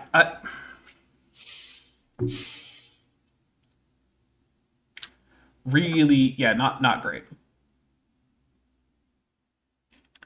All right. Wow. Let's see. This is from the actual paper by Elizabeth Pennisi. In 2010, a comparison between the genomes of a Neanderthal and people today settled what anthropologists and geneticists had debated for decades. Our ancestors had indeed mated with their archaic cousins, producing hybrid children. They, in turn, had mated with other modern humans, leaving their distant descendants, us, with a permanent Neanderthal legacy. Not long afterwards, DNA from another archaic human population, the Denisovans, I can say things, also showed up in the modern human genome, telling a similar story. For researchers and the public alike, this evidence of interbreeding among distinct human populations so different, some still argue that there was more than one species, everyone says that, actually, created shockwaves. Suddenly, hybridization just captured our imagination, says Michael Arnold, an evolutionary biologist at the University of Georgia in Athens. This isn't even an actual paper.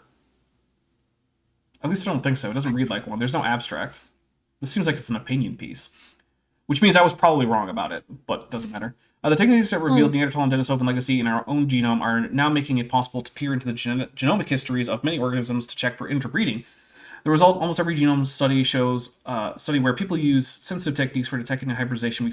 We're finding hybridization events where no one expected them, says Lauren Rice Riceberg? I don't know.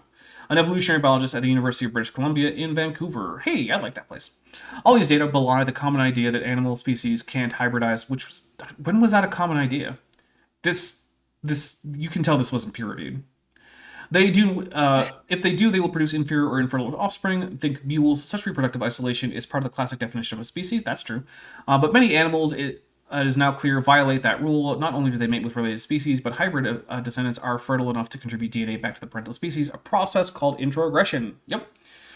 None of this came as a surprise to James Mallet at Harvard University, an evolutionary biologist who decades ago began quantifying hybridization among butterflies. Oh, so it wasn't a big surprise. Got it.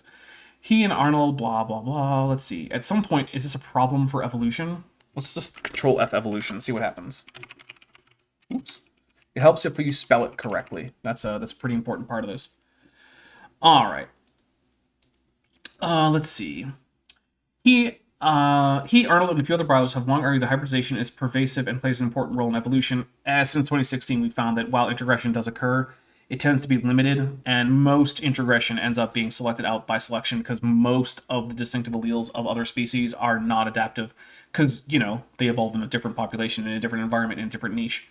In addition to research on plants where hybridization has long been documented, they pointed to studies of animals, including Darwin's finches in the Galapagos Islands, tropical butterflies, and mosquitoes, yet most other evolutionary biologists regarded these organisms as anomalies.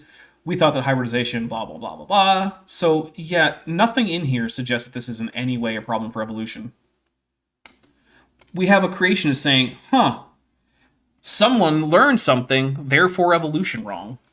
Let's see. Josh Wees for $10 says, I'd rather think Moscow mules. Ooh, I could use Moscow mule right now, but I don't have, like, any of the ingredients at all. It would be pretty good, though. That would be nice. Man, that makes me want to make some champurrado. You know, I haven't used my copper mugs in, like, forever. It's been a very long time. All right, we're going to hit play after I double-check the fundraiser. Nope, it is where it was last time? Okay. Sorry, I wanted to double-check that science article, because it seemed a little weird after I was looking at it. And, yeah, I was wrong about the actual content of it, but I was not wrong that this presents no problem for evolution, and that the people pointing this out are evolutionary biologists talking about evolutionary mechanisms. It's like saying that baking doesn't exist because you found someone disputing exactly how fermentation works inside bread. These recipes aren't in the Bible. True, they're not. The Bible has very few recipes. It does have a few recipes, though, like for the cake That's a few. that you need to bake for like the altar and whatnot. Yeah, altar bread recipes. And the incense, don't make it. Yeah. Just this one, don't make it. But here's the recipe. Just like don't go to sci-hub.se. Don't do it. That's the place you're not supposed to go. Yeah. And then you've got all kinds of mixing and matching in genetics and genomes and everything. So, going back to the basics, the most common hybrid is going to be within the equine kind. Citation needed? You say, is that because humans make them? What? Okay, sure. I don't know how you would just decide that the most common hybrid is within the equine kind. I'm going to take a drink. That was Reasons, a really Dapper. weird thing to say. But did you consider reasons? No, actually, I did not consider reasons. You have me there. Yep, you got me there. All right, so here's what's going to happen. We are going to go to a break real quick. I'm going to grab a package off the outside the front door. I'm going to mix a new drink. And yeah, we're going to come back in just a little bit. In the meantime, you get the musical stylings of one Benthoven. And also, I will make sure to inform Benthoven that he has a pizza order coming up, which probably won't be today because we ate a whole bunch of taco stuff. So, like, I might actually say, like, I don't know, maybe not even this week, since, like, Friday I'm making burgers for both of us. And burgers are delicious, but pretty hefty meal. And I feel like I maybe shouldn't have takeout and burgers and whatnot, like, days That's in a row. lot. Yeah, like maybe I should space that out a little bit. July 4th burgers do be hitting different. Like, Oh, they do. Yeah, especially when you'll they're be wearing like, elastic pants for the next 2 days. Jeez. Luckily, I have a lot of lounge pants and or pajama pants because they're comfy. So, Yes, they are. all right, we will be right back in just a few minutes. In the meantime, like I said, you're going to get the musical stylings of Bent Hovend.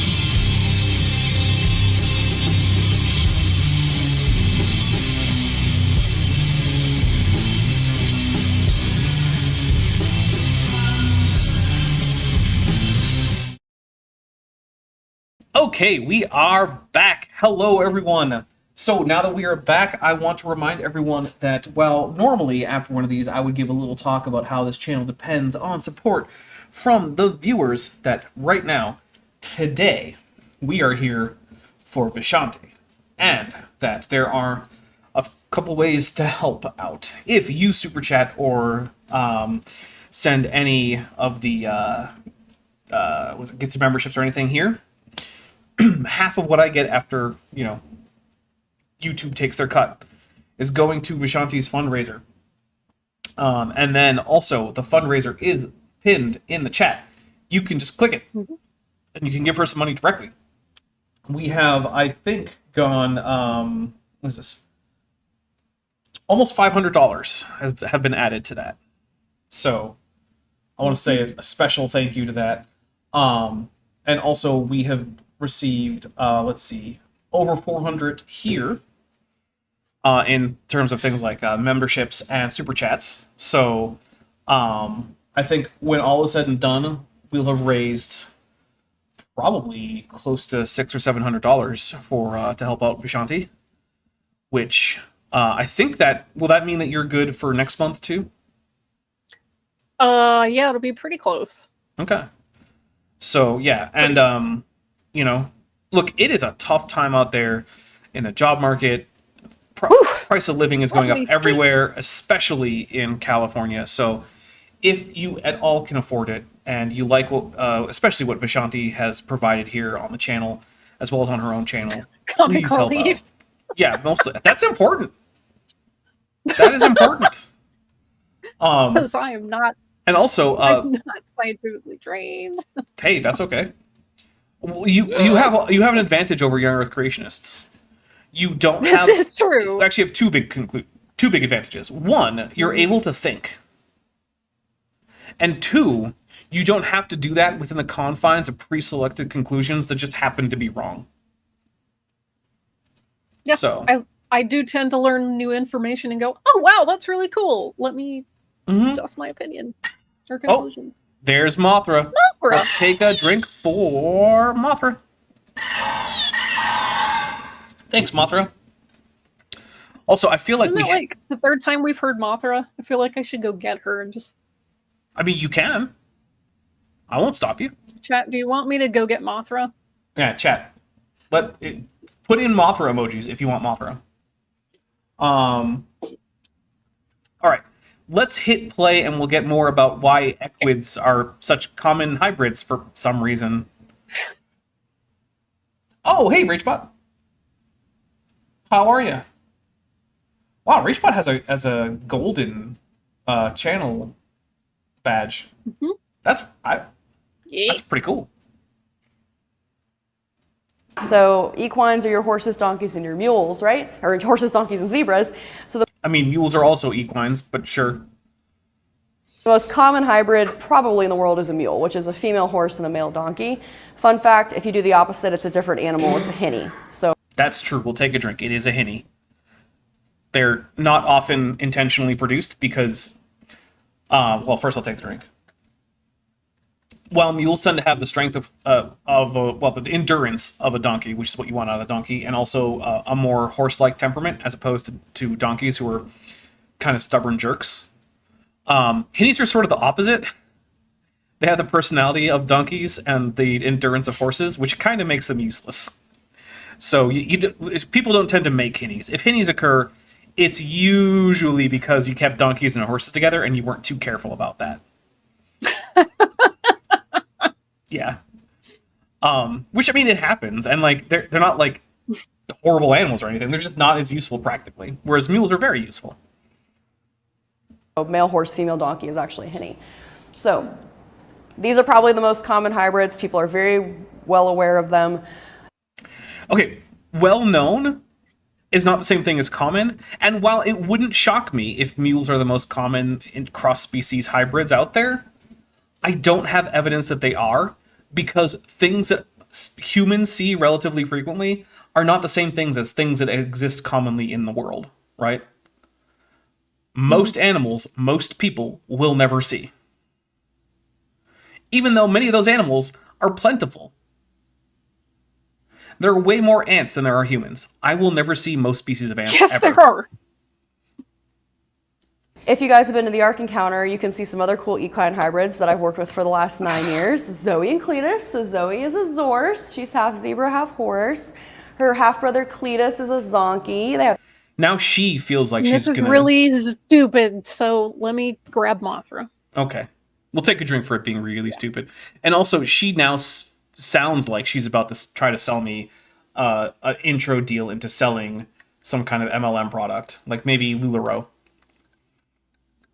I feel like Karina Altman might be the kind of person who would hit you up to get you to sell LuLaRoe. Hey, there she is. Hi, Mothra. You know, we have 3 digits on the counter that haven't even been used. Yes, we do. The same zebra father, but Cletus's mom was a donkey. So collectively, Zor's donkey zebroids. And they're on exhibit at the Ark with our zebra Zacchaeus and his emotional support donkey Leah. So you can see all the equines living together, compare and contrast them together. Now this was not a forced thing. So we have people watch these guys and come over and say, oh, you guys are playing God, this is an abomination. But these An abomination? That's pretty harsh. Like, jeez. I want to know who says that. Who comes out here and is like harshly judging the like equid hybrids as abominations? How dare you?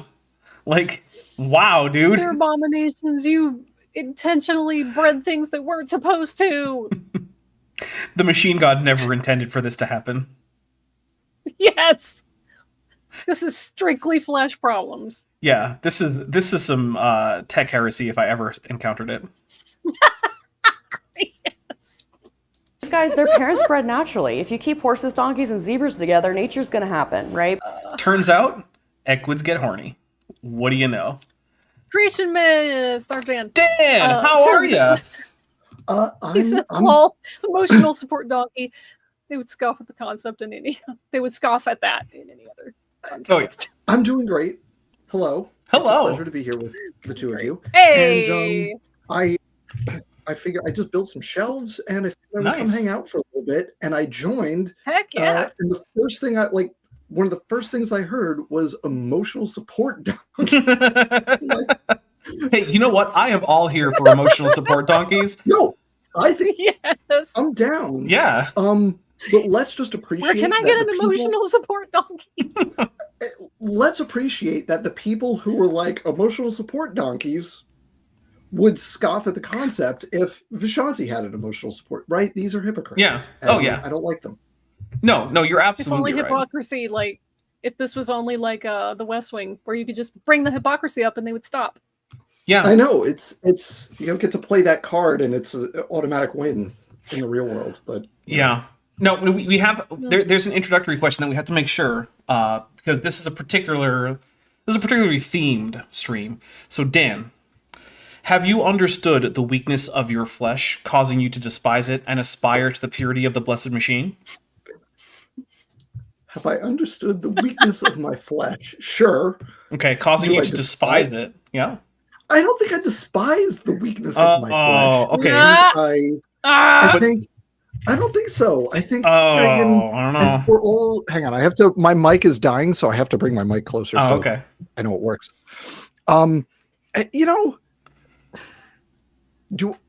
Why should I despise the weakness of my flesh? Because the machine god has blessed us with the purity of the blessed machine that you can aspire to, which will save you in the end when your weak flesh begins to fail. What's the correct answer? Because I Yes. picked that. The answer is yes, I do. Sure. Yes. Okay. The answer is yes. This is a very Cult Mechanicus themed stream today. I don't. I'm in. Okay. It's cool. I'm in. All right. Lieutenant Matt the Navigator for $5 says, Zebroid sounds like the name of a late 19th century rich white man would give to an ethnic group. Oh, it does. Oh! Oh. Oh, that's Oh. bad. That's bad. Things I didn't need to have put in front of my consciousness. How do I Why go do you have back to put those 15 thoughts in my seconds head? ago? You don't have to do that.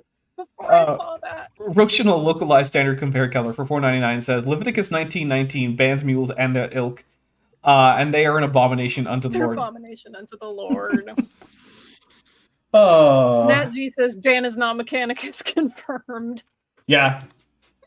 Dan probably wouldn't know a single proper activation ritual for his cogitator, which is probably why his microphone's dying. The machine spirit is probably protesting its ill treatment. That's probably it. That's probably it. Yes. Yeah. What can I say? I mean, you could ask the Omnissiah for his forgiveness. You could do that. I will do that, and I'm Okay. going to ask you for tips about how to do that Okay. at some point. Sacred machine oils are usually a big part of it. Incense helps too. Okay, Yeah. good to know. Thank you. All right, here we go. We're going to get some more Karina Altman, who, by the way, recently did in fact get a degree in something that isn't like zookeeping, and it's like biology relevant. By the So she knows better now. By the way, Great. can I just ask Dapper and Vishanti, can I just ask, so Vishanti, Dapper sent out, to our circle, sent out an invitation to come hang out and, everything. I've been really busy prepping for a class that I have that starts on Monday. So I do not know what's going on right here, but she is like the zookeeper at AIG or something, right? Is that what we're doing? Yep. And for some reason, they occasionally trot her out to give talks about biology and evolution. That's what it is. That's why I know that name. Yeah, right. Oh, look, we're talking about horses, and I said is this trot. the one that got the zoology award or zookeeping award or something? Yeah, I do think she got a zookeeping award. And like, to be got an fair, award for zookeeping. Yeah. To be fair, like the zoo does seem to be well kept. Like the animals seem healthy and then reasonably sized enclosures and whatnot. So like, I'm not going to knock for her. zookeeping. As far as I can tell, she's doing a good job. It's basically like civil engineering and urban planning is laying out a zoo, right? Yeah, basically. Although I do find it interesting that they have a much higher zookeeper to animal ratio than Noah would have had. Like, orders of magnitude higher. And that never seems to bother anyone at the zoo. Yeah, because that would have been a ratio of 8 to several thousand. Right. And that's not going to work. And they frequently have more than 8 zookeepers on staff, although some of the positions are seasonal. And they have only I don't even think they have 100 animals to take care of. So it's weird that this relatively small number of animals requires so many humans to take care of them. Yeah. This is just an opportunity for me to once again beat the Yex should just claim the flood was miraculous from top to bottom. Put all your miracles into the flood, and then everything else can be natural, but you have to put all your miracles in one place. The problem is that they know that the more miracles they invoke, the less it sounds like scientific creationism. Yep. Not my problem. That's a Yek problem, not a me true. problem. That's true. Skill issue. Oh, by the way, Dave. Yeah, right. That's a skill issue. Figure that one out. Our stream is so machine coded that the drink counter is currently in binary. So, which means I had to come up with a way to create a binary drink counter because the program I usually use for that is strictly decimal. It does not do any other thing. So I had to look up how to make a binary counting program like in Blender so that I could screen capture it and then cast it onto the set. Because I actually did try to look, is there a binary counter that I can just capture? And the answer was basically, no, there isn't. So I think that's like basically the reason we're friends. Because I know how to do Blender? No, because you'll do that. Oh, yeah. I'll sit there and be like, all right, let's make a binary counter. Coincidentally, why Dapper and I are friends. We're just like that. It's true. Joshua Geese for $10 says, don't put all your miracles in one basket.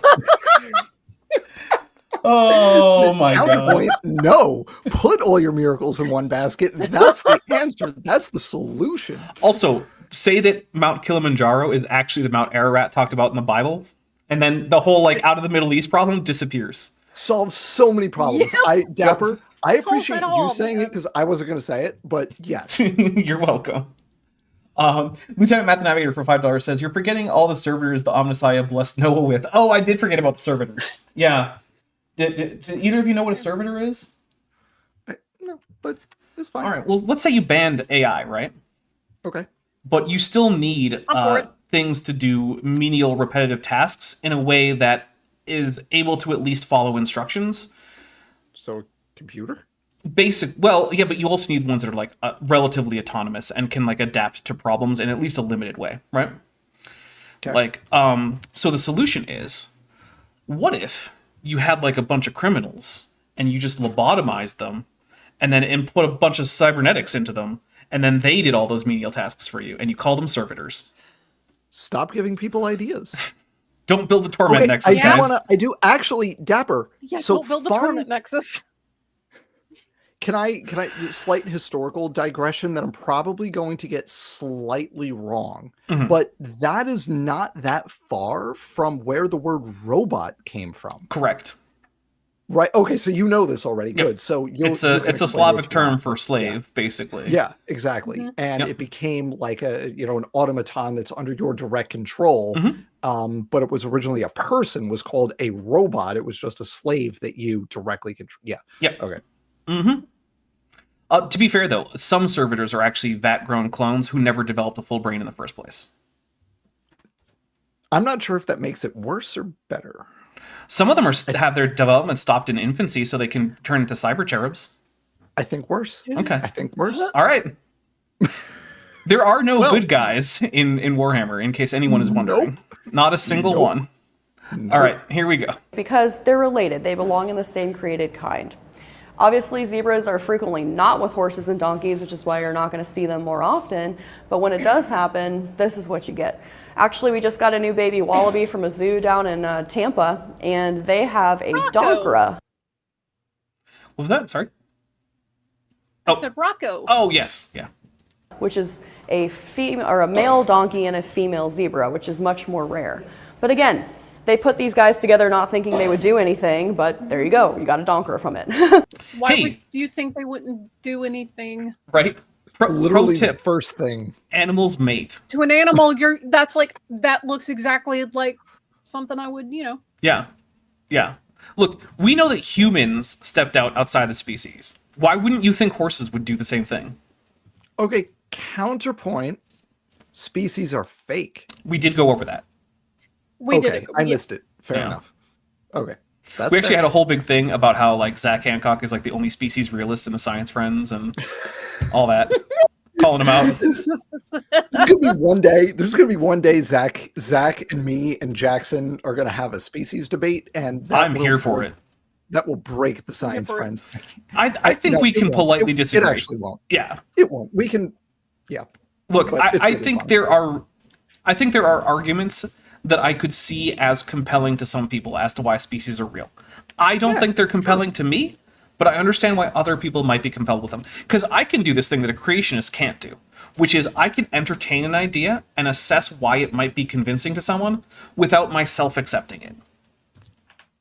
It's an amazing ability that I feel like most people have, but pseudoscientists tend to lack. But you lose it. That's Yeah. The minute you believe in that's the cost of chemtrails, Very Mutation. specific mutation. yeah, the minute you start believing in chemtrails, young Earth creationism, flat Earth, geocentrism, your ability to entertain an idea that you do not hold just completely leaves. It's why it's one of the reasons why they always actually strawman their opposition rather than ever actually giving you the real position that their opposition holds. Somebody in chat just commented, "The Science Friends, Civil War." Yes. Well, we need a whole bunch of movies to build up to that point, right? Where we have like Right, individual origin stories for each of us. Which Yeah. we do. We do. We can Yeah, do I it. mean, to be fair, that is true. Maybe it's time for the epic crossover. Roshan, a localized standard compare Keller for $4.99 says, Kent Hovind claims animals know what kind they are, yet some emus are sexually attracted to lamps. Actually, ratites being sexually attracted to humans, actually birds in general being sexually attracted to humans is not super unusual. Also, it has been a known phenomenon that male orangutans will occasionally attempt to mate with female humans. Also, if you've ever had a dog will attempt to mate with any freaking thing. Yep. So like, yeah, the whole like, oh, they know what their kind is. No, they don't. They don't seem to. They don't seem to care. They definitely don't, unless dogs and couches are the same kind. Or vice presidents and couches. I would thank you. I was going to make it, but you did. I was going to say, even some humans struggle with it. Hey, you know those couches? They have all those folds. It's right there. Okay, but now that I've talked about the equine hybrids, I usually immediately get the question, well, wait a second, aren't all hybrids sterile? No. Nope. This isn't news. Basically, the thing that bugs me about this section of this talk is that like nothing that she's saying is news to anyone. At most, the extent to which it happens in nature was maybe underappreciated a few decades ago. But even then, it wasn't like it was unknown. Hey, can I point out just a small thing here that I just noticed? But this is really interesting, actually, to me, Right. graphics nerd. AIG has a standardized slide format that they use. If you go back through years, you can go back. Dapper, you'll know this one. Vishanti, I apologize. I don't know if you're as deep in the Georgia Purdom lore as we are. It depends. But I mean, Dapper, on if top you of it. remember the Georgia Purdom talk where she gave that quote about like being skeptical of phylogenetics, and she cut out the references, Yeah. and her slides were exactly the same format with with like the teal or aqua headings and then the line.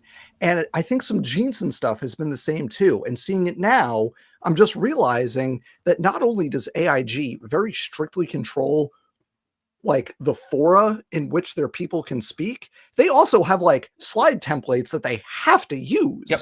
I also appreciate you using the appropriate Latin plural for forum. You're welcome, my friend. I really do appreciate that. I don't like forums. Yeah. Lieutenant Matt the Navigator for $5 says, on the parched streets of Morrison City, a young dinosaur will find his destiny. Thank you very much. All right, it has been a little while since I checked, so let's check the fundraiser and see if that has gone up. Let me refresh here. It is, I think it's still at 1945. Do remember that is the most direct way to help Vishanti out.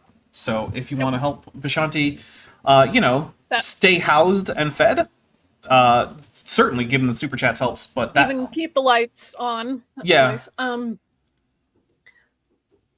Dang it! Why did this just break my train of thought? because you're baked. Yep. Okay. I mean, clearly I have the two munchies. I mean, go back 2 steps. I've been and you going can between find it. like brownies and popcorn, so Get the munchies. Yeah. Mm-hmm. The validity of hybridization is argued because some hybrids are sterile, in particular. What does that mean? The validity of hybridization. What does that phrase mean? Because that doesn't mean anything to me. Is that a phrase you ever heard, Dan? I've never heard that phrase, and to my knowledge, nobody has ever argued against the validity of hybridization because you can directly watch it happen in nature and lead to new just species. showed it. Also, I want to get a young Earth creationist in a call and say, okay, explain to me the hamster. So in case you guys don't know, this isn't really done much anymore because we have better techniques for this. But at one point, it was a test for male fertility to see if you and your partner were having trouble having a kid, and it seemed like it might be that the male partner was the problem there. One test to see could your spermatozoa actually fertilize an egg was to take the zona pellucida off of a hamster egg and then place some human samples from, the person who's trying to have the test done and see if the sperm actually fertilizes the hamster egg. And healthy human sperm will indeed fertilize that hamster egg, and then it will begin to divide. Now, creationists have used examples of hybrids that died young or even didn't come fully to term as examples of, well, I guess this is the same kind, right? Yep. This is a whole thing with them. So, Yep. and also they've accepted hybrids that were the result of various artificial means of breeding. Like they accept the Kama, which is a camel llama hybrid, which cannot happen naturally. No matter how long you keep camels and llamas together, they will not have offspring naturally. You have to use artificial techniques to create this hybrid.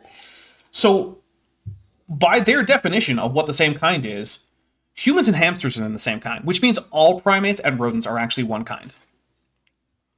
And also lagomorphs, because lagomorphs are more closely related to rodents than they are to primates anyway. So you're in the same kind as a rabbit, as a rat, as a beaver, as a gorilla. Maned wolf. Well, I mean, not humans, but yeah, those also pose problems for this hybrid-based definition. Dapper. Yes, that's me. You're acting as though they care about consistency and scientific validity and hypothesis. It's all post hoc rationalization nonsense. Who was it that wrote that? It was a younger creationist, and I think you covered it, but they wrote this entire screed about what science means or something. and at no point did science testing come up. I think it was That like was James Rob. Tour. That was Rob Stadler. Yeah, His Rob book- Stadler. Mhm. That was Rob Stadler in his book, The Scientific Approach to Evolution, which sits right there. So there it is, right there. It's a very skinny book, so it's hard to find. I just watched this video. It's very skinny, but this is in this book, The Scientific Approach to Evolution, my friends. You will be shocked to learn, because everyone does that like little flow chart in like 9th grade bio class where they learn like how the scientific method works, and it's like, do background research, make a hypothesis, make predictions, gather data, test your prediction, right? Like that's how science works. Literally, if you do a control F through this book, I think it's 3, might be 4. I'm confusing this with Neanderthals and Jensen's traced book, but I think there's 3 mentions of the word hypothesis in this book, and 2 Yeah, of it's them bad. are in a paragraph that is denigrating Richard Dawkins. Of course. There is, in terms of like evaluating the validity of a hypothesis or a theory, there is no mention in this book of hypothesis testing, which the is thing the that is the basis thing of science. Yeah. If you're not testing your hypothesis, you're not doing science. You're not period. doing science. Yeah, there's no. Rob Stadler very famously has like 6 criteria of high confidence science. At no point does hypothesis testing enter the Which conversation. I would think would be the bare minimum for having any That would be confidence in number any one. hypothesis. Yeah. That's number 1. Yeah. That's the axis on which it turns. Yeah. That's the whole thing. And you're right. They just don't care. They fundamentally do not care. They don't care. Because, it makes sense, right? Because their goal isn't to do science. Their goal is to keep a particular subset of Christians within that subset. That's it. That's it. all they care about. And then maybe secondarily, they care about the political power that subset of Christians may be able to wield. Yeah. So I think those are the 2. yeah. All right, well, we're going to hit play on this. So we're going to get more of Karina Altman saying things that I'm not even sure what they're supposed to mean, because I still don't know what the validity of hybridization means. Particular equine hybrids are usually, not always, but usually sterile. Actually, the last mule that had a baby was in Kentucky, which is pretty cool. Hooray! The reason I'm sorry. Dan, you look like you were about to say something. No, you're good. Okay. equine hybrids these days are usually sterile is because at this point they've kind of diversified so far down that they actually have different numbers of chromosomes. Hey, is there a group of animals that are very closely related that have different amounts of chromosomes that creationists say can't be related because of the different number of chromosomes, Dan? Is that a thing? Is that real? That can't be real, right? They wouldn't do that. Self-awareness level, negative 9,000. I'm drinking for that. Like, geez, they've diversified so much they have different chromosomes, in but the that's okay. world? Did she really just say that? Yes, she did. Yes, she did. Horses can change chromosome numbers, but apes, no, not possible. Also, most apes, like, let's just be clear, folks. The variation in chromosome number among apes is extremely narrow. Yeah. Like most, it's either 48 or 46. That's it. Like, Only options. that's it. And then they'll say all pinnipeds are in the same kind, and they vary over like an order of magnitude or something. It's ridiculous. My favorite example is the sister species of deer, where one of the species has I forget the numbers, 40 something, and the other sister species has 8. It's 40, 44, 46, or whatever it is, like teeny tiny little chromosomes. And then the sister species has 8 giant chromosomes. And that's Amazing. Amazing. Lieutenant Matt the Navigator for $5 says, if you're not testing your hypothesis, you're Dr. Nathaniel Jensen. Excuse me. good. Nathaniel Jensen went to Harvard. Have you ever heard of it? You might not have. And you clearly didn't read any of his books, obviously. I haven't read one. Jeez. It will still be one of my favorite moments on the entire internet when, after years of Donnie telling you that Jensen was not using the mutation rate as the substitution rate, and then he just flat out said that that's what he was doing on your channel live on air. No, it wasn't on my channel, Dapper. It was on that amazing night on what was the show? Apologetics Live. Oh yeah. Okay. It was on because Jensen doesn't, because of AIG, right? So they don't do things, right? But he was on Apologetics Live, which was a call-in show. So I spent an hour talking to him, and the 2 things that came out of that hour were I'm using the mutation rate as a substitution rate and wonky things pre-flood. 60 minutes, and Jeanson said two of the greatest things any creationist has ever said. Wonky. It's wonky, you guys. Yeah, that was to Literal explain the chef's three nodes kiss. thing and Yeah. how that worked. Yeah, it was Look, wonky. you can't just use like science about things that happened before the flood. What are you talking about? it's No, wonky. obviously. Yeah, it was wonky things pre-flood. Who knows what was going on? Jeez. Maybe before the flood, it actually required 3 people to reproduce instead of 2. Who knows? Yeah. Who's to Before, say? like the Andorians. Yeah. Maybe humans were like the Andorians, or that there was that one species in TNG where like they needed a third member of the species to like actually carry the child or something. And, like Oh, two yeah, of they did them, that in Enterprise too, right? or maybe it was actually maybe I'm thinking Or- actually it's Remember they had the Enterprise. whole thing about how obviously Trip was like, "That's horrific. Aren't they your slaves?" And then he ends up leading some kind of like. Yeah, no, you're right. It was okay. Enterprise. Yeah, where like one of them Yeah. actually physically carries the child, but then the other 2 are the ones that provide the genetic But they're material. not literate. They're not taught to do anything. But he manages Like to get them to do that. and it's like a obligatory huge faux pas. surrogacy. Yeah, basically. Which Yeah. no doesn't make any sense biologically. But Star Nope. Trek has never been great at biology. They have a That's fine. species that lives not 7 good. years, only reproduces once per lifetime, and only ever has 1 child. I'll let you do the math on that. That's close to an octopus, and that you can make it work, but damn, you really got to put in a lot of Here- parental care. And That's Here's the- also here's the problem, though. Andorians. How many children does an octopus have per reproductive? more than that. Yeah. More than 1, yeah. A You lot.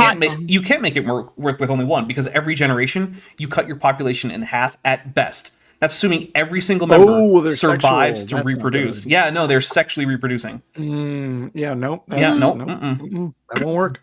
Nope. But That Star will Trek definitely- writers don't care. Definitely not work. So even each species of zebra has a different number of chromosomes. So when they Are you kidding me, Karina? I'm taking another drink for this. God. I am so mad because I'm out of gummies. So, okay, guys. Not high enough If you're for going to this. complain about hominid chromosome number diversity, which is barely even a thing that exists, and then you're just going to go around and like, yeah, every species in Equidae has just a wildly different chromosome count, but that's okay. You can't have both at the same time. Pick one. Oh my goodness. And the thing is, you could just drop the chromosome argument for human chimpanzee don't- common ancestry. Right. You could You just drop don't that one have to argument. do this to yourselves. Yeah. It's just like the bird dinosaur thing. Like you could just say that birds are dinosaurs in the same way that whales are mammals. They didn't descend Right. from other mammals, and they're weird, but they're still mammals. Just say that. Right. You could just do that. And it's I don't Yeah. know why they decide to make things so much harder for themselves. once again, I will say, because you said it last time, but I'll just say Kilimanjaro. Just make it easy. Yeah. Just make it easy. Yes. Mm-hmm. Just Kilimanjaro. Plus, it's got a really cool name. Although I would never climb a mountain that includes the phrase in its name, "kill a man." Nope, not going to climb that one. Fair enough. Fair It's enough. like they told you It's in Me, on the the other name. hand, Yeah, got a great women, name. you it's can got a climb great that mountain. song. I would Although- climb that mountain. This although, would be I like gotta say- Wong and the Scarlet Witch trying to get up Mount Wendigore. Only I could go. Nice. Although I should go get my Scarlet Witch I Bless crown. the Rains down in Africa does show a severe lack of geographical awareness of Africa because Kilimanjaro does not rise above the Serengeti. That's not a thing. You can't see Kilimanjaro from the Serengeti. Mm-mm. Also, it is a song about a man Only becoming a in werewolf. the most literal, like, scientific way does it Oh, rise okay. above it. It's a catchy song. And that's not It is a fun. catchy song, and I still maintain that it is about a About man werewolves. becoming a werewolf. Yeah. Fair enough. Yeah, there's wild dogs crying out in the Boys night looking for becoming men. company, Men and he's becoming frightened of the thing that he's become. He's a werewolf, and he's waiting for his girlfriend in Africa for some reason. to breed, many times the offspring end up with an odd He's number or scared. mismatched chromosomes, so they're sterile. Not always, but usually. Sometimes with animals, you get down to these sort of genetic dead ends where they can produce viable offspring, but sometimes they're sterile. But their fertility is simply dependent on those chromosomes. So there are So you're saying that as species diverge from each other, they can gain increasing amounts of genetic isolation and mutual incompatibility in breeding, which would eventually lead them to be completely isolated and to therefore no longer have any ability for gene flow, which is just Temple Warden. Midnight speciation. Suspension. it is Tell me more, amazing to me. AIG. It is amazing the degree to About which how this is just speciation evolution. occurs. Yeah, keep giving us good information about how evolution works, because that's Just keep literally going. what you're doing. There are plenty of hybrid offspring that can still reproduce. So on screen here, you're going to see a sea turtle named Maisie, who is rescued off the coast of Florida. And she is actually a hybrid between a green and a hawksbill sea turtle. And I chose her because both green and hawksbill sea turtles live in Galapagos. You guys saw a bunch of green turtles yesterday. A green sea turtle once How does knocked me this over. disprove evolution exactly? It doesn't, but I will say a green sea turtle did once knock me over. So that is my green sea turtle story. Yep. How rude. I was standing in the ocean about up to my middle thighs, and then one stuck its little front flipper directly behind my knees while it was swimming forward, and I was just collapsed. I mean, that's pretty awesome. And Yeah. and it said lol while it did. Yeah, no, it just continued to eat whatever algae it was eating at the time. But like, these sea turtles are starting to hybridize quite a lot, and scientists are panicking about it because all the sea They're panicking, are they? I Sure. I feel like that They're might be panicking? hyperbole. Just Yeah, you know, yeah. I was panicking. Okay. There are a lot of things scientists are panicking over right now. The rate Climate of change sea is- turtle hybridization. Yeah, not on the climate list. change is probably at the top of the list. The likelihood of another emergent pandemic is definitely up there. It's not so much scientific, but I feel like a lot of them are also panicking about rising fascism in the Western world. Right, definitely a lot of panic about that. Yeah. But Loss yeah, no, of the rate of sea biodiversity turtle is a good reason to hybridization. panic. Sea turtle hybridization, not ranking. Might be concerning because it's a result of climate change. But But on its own- panic. Got other things to worry about. There's Like, yeah.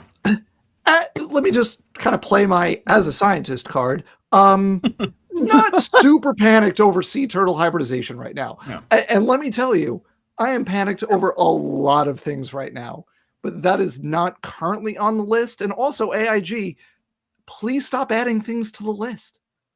Yeah, you guys are the result or the cause of a lot of the panic, including Not some of the enough pandemic on the panic. list.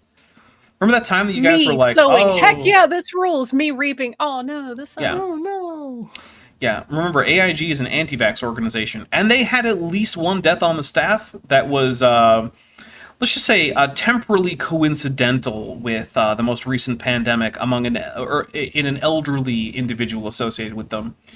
And I don't know that Dr. David Menton died of I was COVID, gonna say it was David Menton. but The Not chances the only are other very high. creationist. yeah, Not Yeah, they're dropping the like only flies. one. Them and the flat earthers. yeah, the Flat Earthers lost a few too. Yeah. Rob Scaba. I remember Flat Earth Walker the day his face before with he the- died was awful about, oh, I'm not going to Oh. take the vaccine. Rah, rah, rah. Then the next Yeah. day he was Bob dead. Nudell. Yep, Bob Nodell. Wait, did he die during COVID? Wait, did he die during COVID, of COVID, or with COVID? I mean, even if it was during, I don't remember, honestly. That was an anti-vaxxer. It wasn't Oh, like yeah. Skiba. He didn't go out and hide It's of it COVID, because he COVID. just didn't. Whatever. Okay. It Anyway, was, my heart problems related to.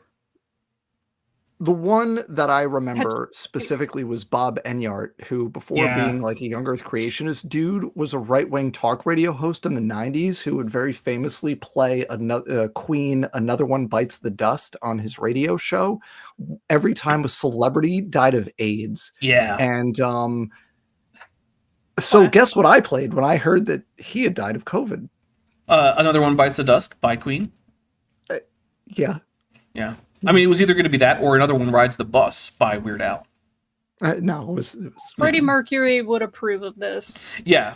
Yeah. And of course, you know that that's one of the reasons why he chose that particular song. Oh yeah, totally. Yeah. Yeah. sea turtle species are quite endangered, and they're very, very worried about preserving the purity of these species. But This is the second Purity. time you have There called is a second species time. purity. Yeah, we're going to take a drink for like not even subtly coded fascist rhetoric. You guys, you could keep like half the mask on if you wanted to. Like, I don't know. I guess I don't care anymore. She looks like one of them ones. Mm-hmm. She looks like one of them ones where her and her grandpappy and his granddaddy We just go down to that field over yonder once a month. You think that Pride. she's the kind of person who would advocate for giving medals to women who give birth to many children? But only Especially if they they're happen to be white. Of her preferred in group. Right, okay. In case you're wondering, yeah, motherhood medals were a thing that the National Socialist Party did in Germany. That's a real You know, thing. honestly, I think we're probably Don't- partway there with all the young blonde white influencers in the Christian sphere. The trad cath thing, Or trad wives, or the trad wife thing. Doesn't or have like to be the cath, farm yeah. living influencers. Oh, Yeah. yep. Look, here's the thing, right? There's nothing wrong with liking the aesthetic of like rural farms and a family farm level where you have like free range chickens and goats and pigs or whatever. Whatever, fine. But if you're someone who's consuming a lot of that content, pay attention to the stuff that is only tangentially related to like actual farming and like food preparation and stuff that those same people talk about. Because if you pay attention to the stuff that's only tangentially related to that, you'll find out that there's just a whole lot of Nazi shit. This is my shocked face. Yeah. Yep. Which sucks because I actually do know some very, very much not fascist family farm people who have, in fact, free-range chickens and pigs and goats and whatnot. I mean, that's like a whole. There is a robust tradition of socialist and socialist adjacent farmer political organizing and tradition in the United States. Farming but the co-ops and all that aesthetic has stuff. gotten co-opted by literal Nazis. And, I mean, to be fair, it was also co-opted back in the 30s. This isn't a new phenomenon. Yeah, Oh, yeah. sure, because there was a whole Yeah. But like in It's our old Germanic. Minnesota, right? Sorry? It's Minnesota has the Democratic Farmers Workers Party. Like I wouldn't know. I think that's Minnesota in the United States. It wouldn't surprise me. I think it's Minnesota. It's like that's their state level Democratic Party is the Democratic I think that's the case. Let's just say, growing your own food is cool. I'll just put that out there. Why? They can't ever really tell you why, because purity of a species, Just what drink. exactly Drink is that? again. If you can't even define what a species is, how can you say It's not a thing. I've never not heard a a thing. scientist use the phrase purity of a species. Because that's some weird Yep. eugenicist. She wanted stuff. a wand. Yeah, I guess can say I've never heard a like current day scientist. I've definitely read things from scientists in the past who were trying to come up with reasons to do eugenics. They use those statements. You know, the kind of people who were like, what if, now hear me out, what if we kidnapped and forcibly sterilized a whole bunch of black women? That kind of scientist. I'm not going to say they weren't scientists, because they were doing hypothesis testing and gathering data, and some of the conclusions that they came to and the information they have was in fact stuff that holds up to this day, but also doing things like not just advocating for, but getting it done to just kidnap people and sterilize them because of things like, well, their IQ is low. And how do you determine that?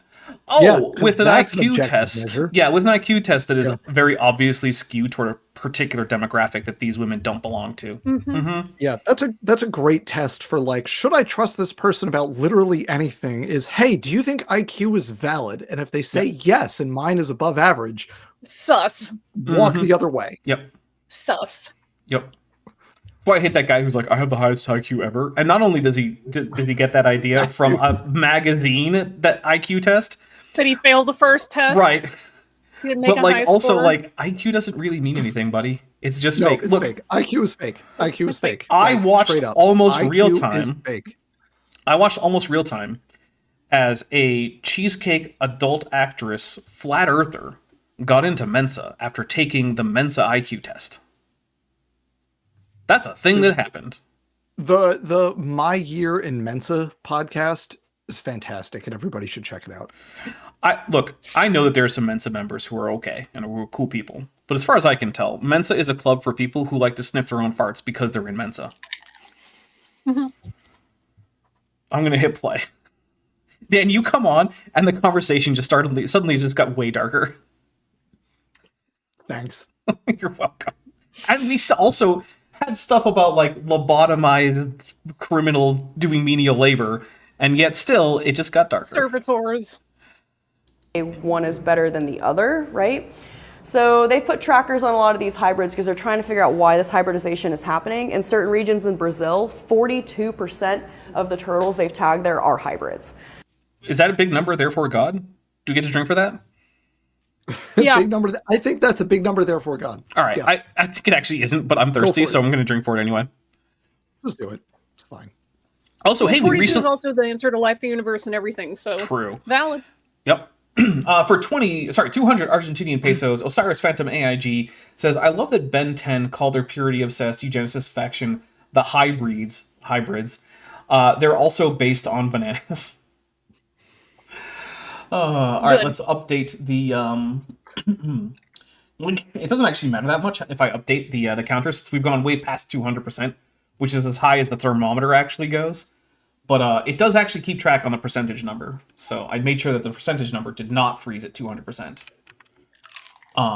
Yeah. I also, just a few days ago, in preparation for this stream, made the fundraising section of this tracker slightly more user-friendly. Because I like to automate things. Dapper is a professional. Yep. Look, there's a reason why one of my favorite game genres is the automation. And like why the two games that I have Yeah. some of the most hours in are Satisfactory and Factorio. And a linguist. No, I am not a linguist. I'm Hashtag not a linguist. I'm a linguistics enthusiast. Yeah. Okay. So it's happening a lot and it's giving them anxiety. But for Christians, I mean, Is it though? I would love to see a citation on that. I would love to see That the is- scientist who was like going to their therapist and like, oh man, the damn hybrid sea turtles. I I will can't. tell you, sea turtle hybridization has never come up in a conversation with my therapist. Let me just put that out there. Okay, but to be fair, you're not like a Never come up. testudinologist. Okay, but they're saying the biologists are having anxiety over sea turtle. True. No, we're Yeah, not. you are a biologist. No, we're That's not. true. Oh, No, we're not. We Dapper. have way more important things to worry about. I have way more Tori anxiety over in other the things. chat says playing Factorio right now. Nice. Remember, the factory must grow. I'm actually, it's probably going to be a while until my next Factorial playthrough, but I did download the Adeptus Mechanicus player character mod for Factorio. Because of course that exists. Osiris's Phantom AIG. Gotcha. We already talked about this. You love lingua tacos, so you're a linguist. Wouldn't that make me a linguist with an E? I don't They know. share the same root. I mean, I'll they do. allow it. A linguist would know the answer to that question, Dapper, so why don't you tell us? Damn it, Dan. Ah! You know what? The F-bomb has been unleashed, so you know what? Got Fuck him. off, Dan. Fuck off. Got Fair him. enough. Fair enough. You're welcome. sea turtles belong to a created kind. And What's we're the beating problem with them charges. hybridizing? They're perfectly healthy. They live good lives. Anyway, Now she's like, I- okay, what's wrong with them hybridizing?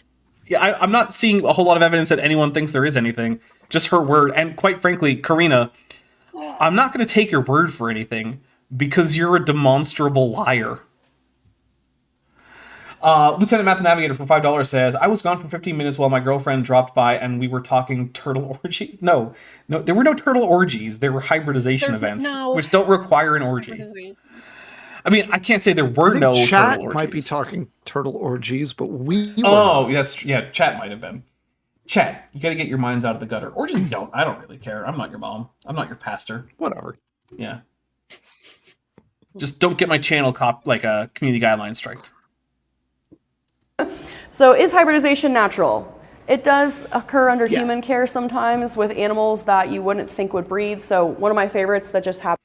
You think that she might expand this question to say, I don't know, same-sex sexual behavior, and then realize that also occurs in nature as well as under human care, and that therefore she Or, can't like- claim that it's not natural? You think she would ever do that? I think that's unwelcome nuance. Mm-hmm. There, That's what that is. because look, if you're going to say that if it's natural, it's good, I got news for you about homosexual activity there, Karina. We're gonna have some problems. Mm-hmm. We're not Literally just have a good homosexual nature. activity, but also like transgender stuff. Because like, Mhm. have you ever looked at clownfish or races or lots of that's WRA, not races like Yeah, the yeah. fake Right. human concept, but the fish. C flat Uh, flaps. Yeah, right. Because I got news for you. If like it happens in nature is the threshold for it's okay, is oh boy, there is a Yeah. lot of stuff that you just signed up for, my friend. Yep. Not you personally, but like you know. Oh, but also her personally. Look, We're supposed to keep that part secret, Dapper. The whole like agenda of like mandatory surgery.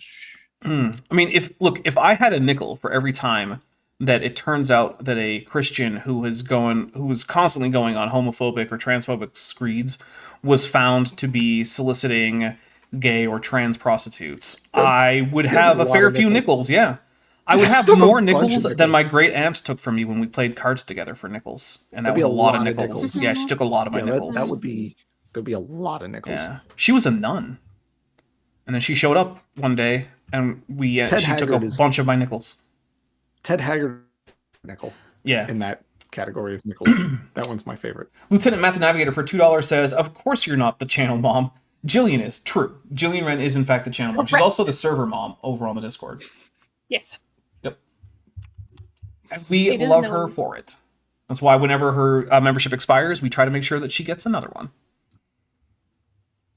Because we don't want to be orphans over on the server. Yes. Happened recently was American paddlefish. If you don't know what they are, they've got long paddle noses and they've got big mouths and they kind of swim with their mouth. I was going to say, yeah, we know what paddlefish are, but then I realized her audience is a bunch of people who signed up for the AIG Galapagos trip. So, okay, it's probably pretty fair that she should explain this. Yeah, they probably don't.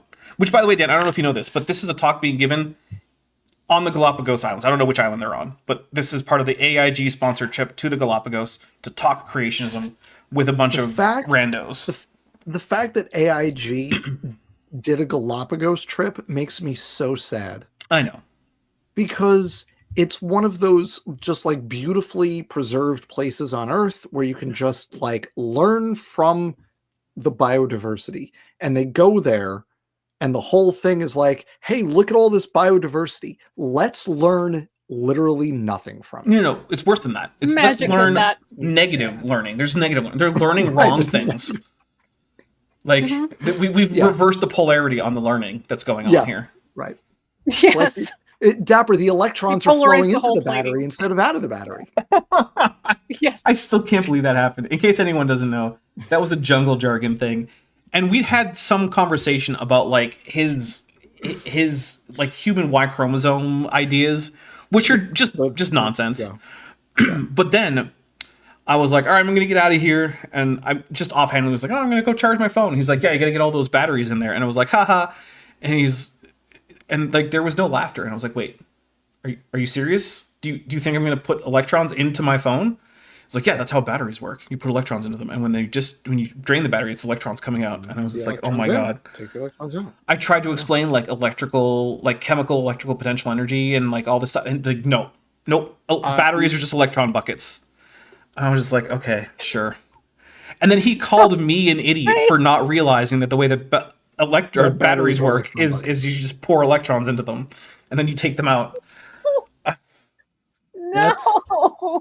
Yeah. I'm taking a drink for just remembering that jungle jargon exists. To remember. Yeah. Jeez. Batteries are electron buckets. You're welcome. I made art about that. I made a little fake bucket in like Blender and I filled it with like glowing material. It was like electrons inside. Lieutenant Matt the Navigator for $5 says, I have been challenged by a young Earth creationist to name a fish with lungs. A lungfish, if you will. Oh my God, that's amazing. Impossible. You cannot parody. That's amazing. Actually, I believe Poe's Law was actually invented to talk about creationism. Wasn't that the group that it was originally invented to describe? Was it for creationism? I think it was. Yeah, like you can't distinguish between sincere. Checks out all the time. Oh yeah, it's basically like you cannot distinguish between sincere advocacy for young Earth creationism and parody thereof. Mm-hmm. They're completely indistinguishable. Poe's Law. It's so bad. Oh man. For 200 Argentinian pesos, Osiris Phantom AIG says, imagine listening to this instead of looking at the turtles at the Darwin Center, shaking my head. Yeah, that's a good point. I have to leave, but I wish Yeah. Vish the best. I'm happy to hear Bent is getting fed Thanks. and that AIG es un camiona de porongas syphiliticas. Okay. Wow. Okay. I don't. I'll I don't take a know drink. what that means, but based on the context, I I'm can sorry, guess said what that means. verga. Yeah, basically AIG is a bag of syphilitic dicks. Ooh. Okay. Yeah, specifically syphilitic. That's the syphiliticas. Okay. Yeah. Yeah. They should have. There's another one you can go for. If double enthusiastic gonorrhea. Google that Ooh. one. Actually, I think gonorrhea Trust me, shows up Google in a recent script of mine. You'll have to wait to see that one. Okay, this Also took a been to turn. captured plankton, and sturgeon from Russia hybridized because scientists Yep, were I studying remember these this. two fish and they kept them together, and then boom, they had a baby. Lots of babies, and they had no Just idea this boom. was possible. By the way, the chat / server mom has confirmed that it was indeed about creationism. Thank you very much, Jillian Wren. See? That we have to make sure that she sticks around. Oh. Otherwise, we're screwed. For the chat, it was Forrest Valakai that just got back from the Galapagos. Yes. It was a combination reacteria and Valcations I think it was video. the confusion was understandable because I think Milo just did a creationist textbook review. Yeah, That's what he did. happened. Yeah. Which It's been seems to have been sent to him It's by also Jerry mentioned in the Bergman, which is weird. Super weird. Like, I guess Amazing. we can't say for certain, right? Because it was Jay Bergman, and we didn't write down Jerry Bergman, right? But that's Jerry Berg. it's probably Jerry Bergman. But also, what in the world would make Jerry Bergman think that a textbook for children would do anything to convince Forrest Valkai? Like, No, I don't It get was it. Milo. It was, yeah, it was Milo. the other guy, but Oh, Milo. I'm sorry. Well, either way, right? Why would you think that a textbook for babies would be an appropriate thing to send to an adult to convince him of your That's how they pseudoscientific think. nonsense? That's how they think. I would be insulted if someone sent me that. convinces Jerry. Damn. Okay, you're right. Like if you have, young Earth creationist, Joe Smith, and they read a book and find it persuasive, or they skim the book or whatever, sure, they'll send it to whoever, because Yeah. Goop23 for $2 says, late because I had Japanese class, but eggplant bag on mobile. You know what? I'll take that. That's good enough for me. well, I'll that's take it. an AIG is a Yeah. Especially since, as a channel member, Goop23 does actually have access, normally, because it doesn't work on mobile, but normally would have access to the AIG as a bag of dicks single emoji, which, in case you don't know, Dan, is a bunch of eggplants inside of a brown paper bag labeled AIG. So. that works. That works. It's vegan. So sometimes it does happen under human care because we're putting animals together that normally wouldn't be together, but it does happen in the wild. Koi wolves are becoming really popular. Smithsonian just did a study on these guys. By popular, do you mean, like, common? Or do you just mean people are enthusiastic about koi wolves? Because popular is not normally what I would think of in association with, like, wild hybridization. I don't know. Popular. It's a weird way to phrase it. Lieutenant Math Navigator for $5 Wait. says, No. It fits with pure race. Hybrids are becoming common. Koi wolves are becoming common or popular. I think if I that would never be ever hear anyone say the phrase pure race ever again, I will be okay with that.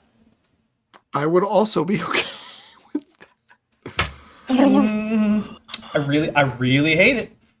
Lieutenant Math Navigator for $5 says, a male and female are left together and then a bunch of kids popped out. That sounds suspiciously similar to my evangelical sex ed. Oh, Don't kiss, that's how you get pregnant, everybody. Then you get pregnant and you'll die. That's right. Mm-hmm. I remember that. It was don't have sex or you'll get pregnant and die. Yep. I mean, to be fair, you will die. Eventually. Yeah. Everyone who's ever had sex will die. I can promise. Yeah. It's kind of like, was it The Ring? Like the tagline for the trailers for The Ring was like, first you watch it, then you die. And I was like, well, that's every videotape. That's Well, that's literally every every video ever. Yeah. That happens. First you watch it, then you die. Yeah, that's how Yeah. it works. There's no time frame specified. Right, yeah. In the movie a time frame is specified, but in the trailer it's just like first you This watch it, then you stream- die. This stream, Yeah. everybody watching this stream, you're gonna watch the stream, And then later. and then subsequently you will die Mhm. at some I love point. how pedantic that we are, is that we focused on the process and not the just not well-defined it. Well, yeah. All right, let's hear about Fair. popular Like, they koi obviously mean the actual VHS tape, but maybe they could have used another word or two. Sure. I want to hear about these popular koi bowls because I feel like maybe they like I don't know like Yeah, popular koi wolves. they had a lot of people asking them to prom. Maybe that's what it was. That's why they're popular. You made the joke before I could. They're dating the cheerleader. Guys, and make they Prom King said joke. there's millions of them in the East now. They've been seen in DC, Philadelphia, Boston. Coyote wolf hybrids, koi. It's true. They actually have a significant amount of domesticated dog admixture in there. And I have a story that my parents told me actually. They were driving down a fairly rural highway in like northern New England. I don't remember exactly where. Probably like Vermont or something. Maybe New Hampshire. But they found that like ahead of them on the highway, a car was pulled over, and there was a woman standing like at the side of the road, and they saw some canine animal further up.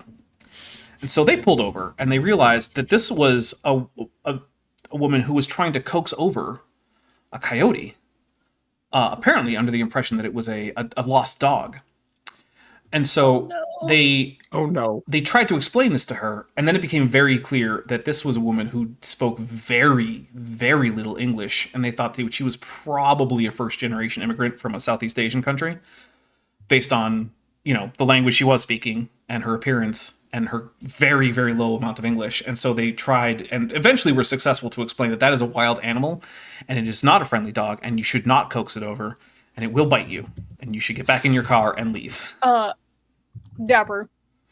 Goop23 nails this. First you watch It, then you die. It, as in... Oh, yeah, okay. All right. But, well done, Goop23. guys, we are getting to what we said was going to be the stop. We said we were in 3 hours. I'm going to do one last check on the fundraiser. Okay. Let's see. Is it? Yep, it is at 1945. We started at 1,470, and we are now at 1,945 on that. In addition to that, I can pay the utilities. yeah. In addition to that, I like having internet. It's important to doing things like this. Oh yeah, no, it's very important. I also want to say that the gross on this stream is approximately 500, which YouTube is going to take their cut, and then Vishanti is going to get that. So that's going to put it well over the 2,000 mark as of probably like tomorrow or something. So I want to say thank you so much to everyone. Dan, do you have anything coming up in like the next week or so that you want to tell people about real quick? So let's see. I had a video ready to go live earlier tonight to premiere tonight, and then at the last minute I changed it up, and at about 4 p.m. I recorded a new Drink from video opera. about. Well, you have to drink from I opera. recorded it. Oh, that's the second one. We got to drink from opera again.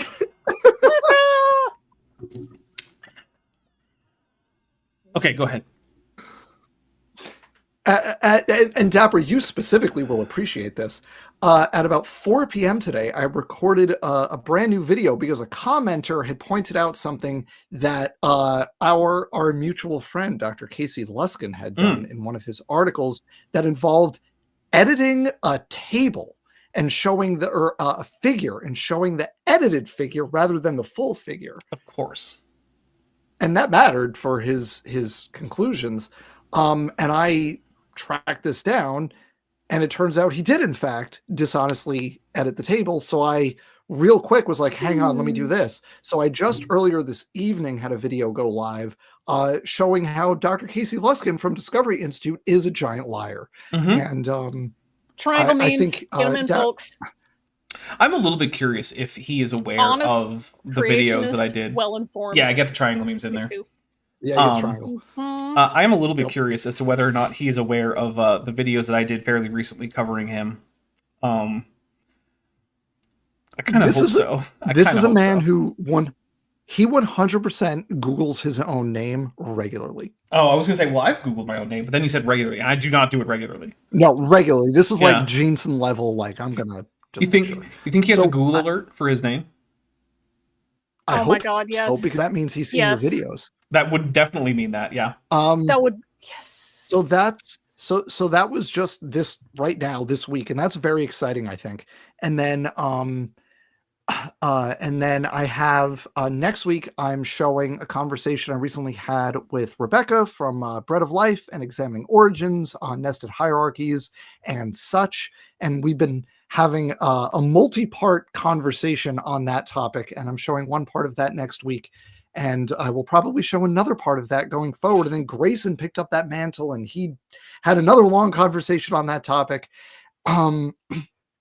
It's important to have that conversation, not because I expect to convince Rebecca or anybody, other, like any YouTube creationist is not like going to get convinced.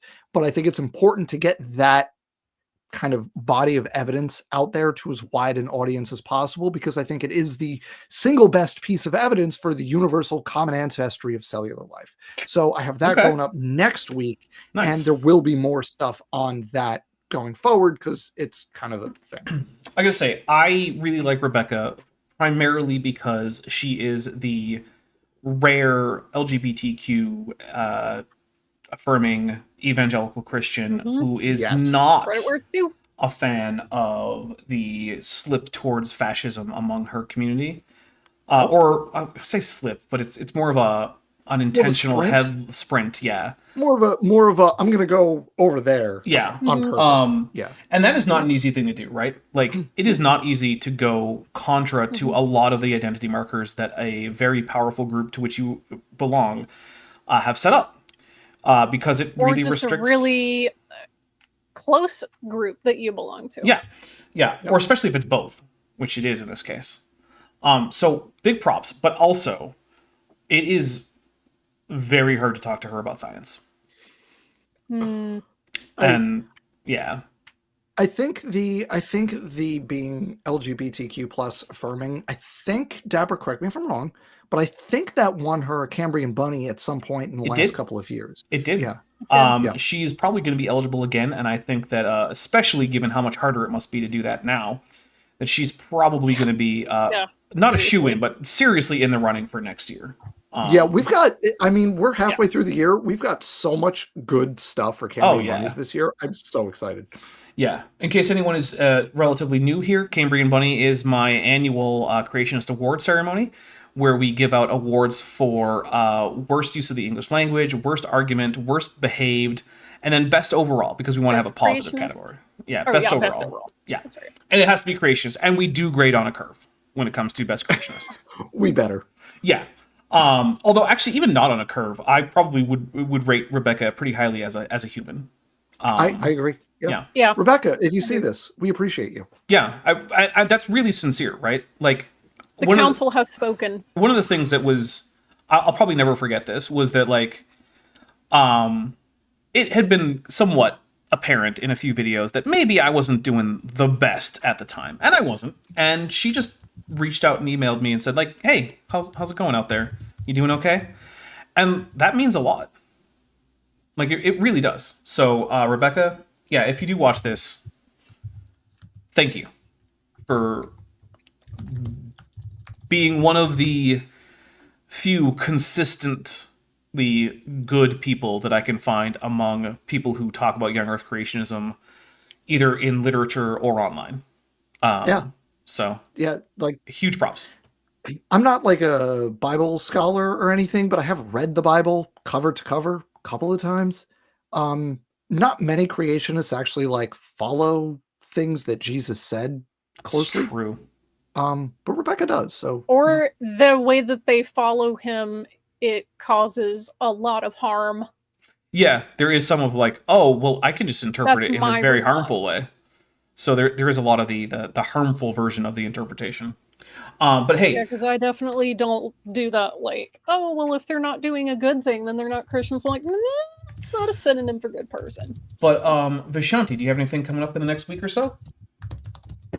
We're doing more Billy Carson on Saturday? That's the plan. Yes. Okay. Well, I know he'll talk about Thursday, but myself, Kip, and Dapper will be reviewing got another part of Billy Carson's Emerald Tablet Extravaganza. Yep. So I will say that originally we thought that we might have to do another one of these streams tomorrow to see if Vishanti would be good for this month, but it turns out no, she's good for this month. That was actually true before we started the stream, so I want to say thank you to everyone, especially if you were someone who donated between streams when there wasn't even any like direct recognition. Yeah.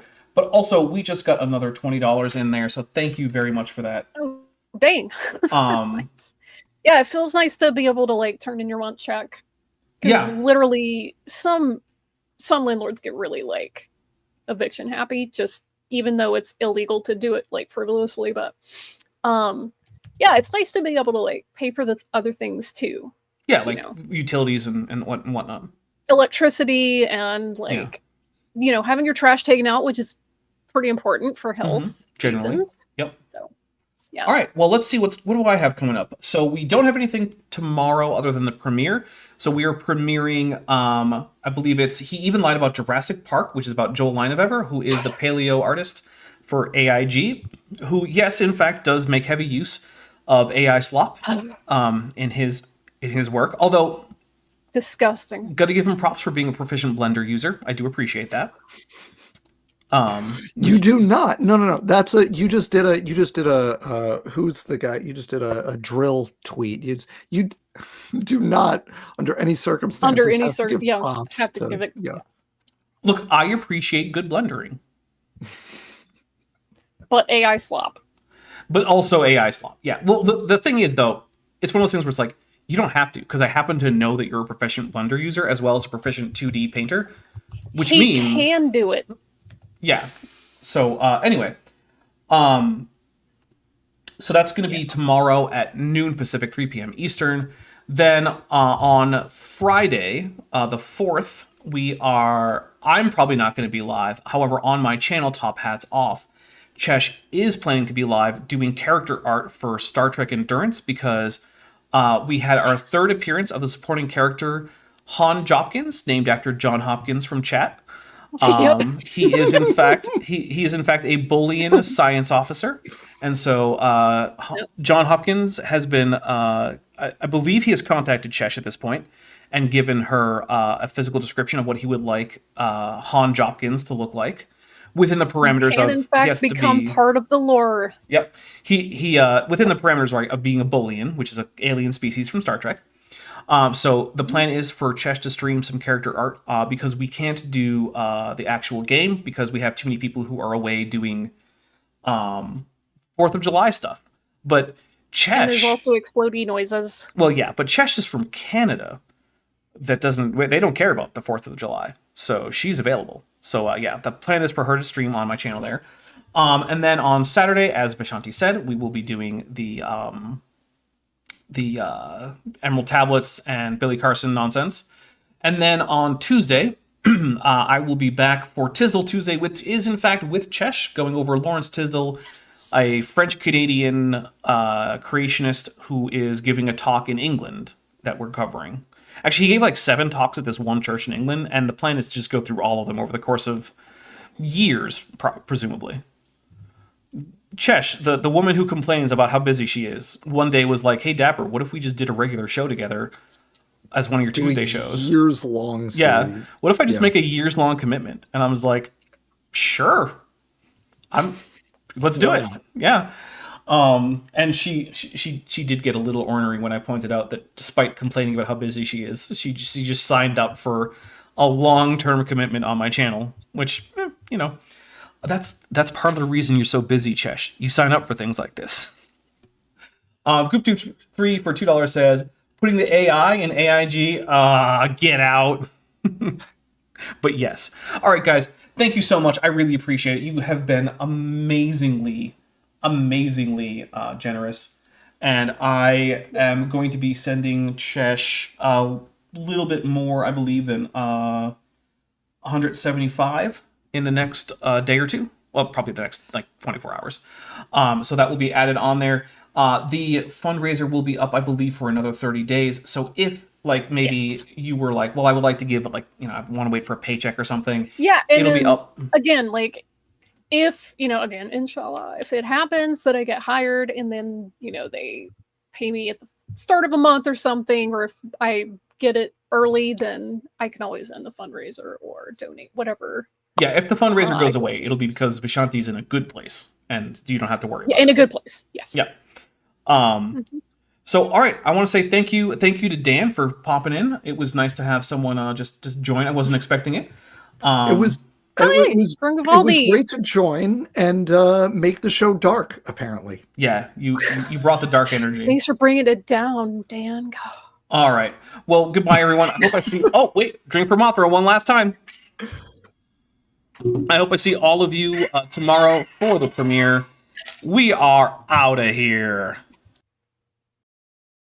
Hey, before you leave, I just want to take a second to thank my patrons and channel members, especially those pledging $20 or above. Ben Tovand, Tapioca Weasel, Arrow Dodger, Dan Sheedy, Elleron Teller, Phil Cavara, Ian Chen, Kelvin Brostock Van Manen, Landon Knoll, Mabbity Babbity, Sphincter of Doom, Volis, Max Cherry, North Texas Fossils, and John Ackerman. It's because of my channel members and patrons whom you're seeing on screen that this channel can stay afloat. Without you, it would all shut down. If you want to join the team, there's a link to join the channel below this video, and there's a link to join the Patreon in the description. On the Patreon, you can get a 10% discount for pledging annually, and either way, you get early access to virtually all of my scripted videos, often 3 to 5 months before they come out for the general public. Thanks for watching.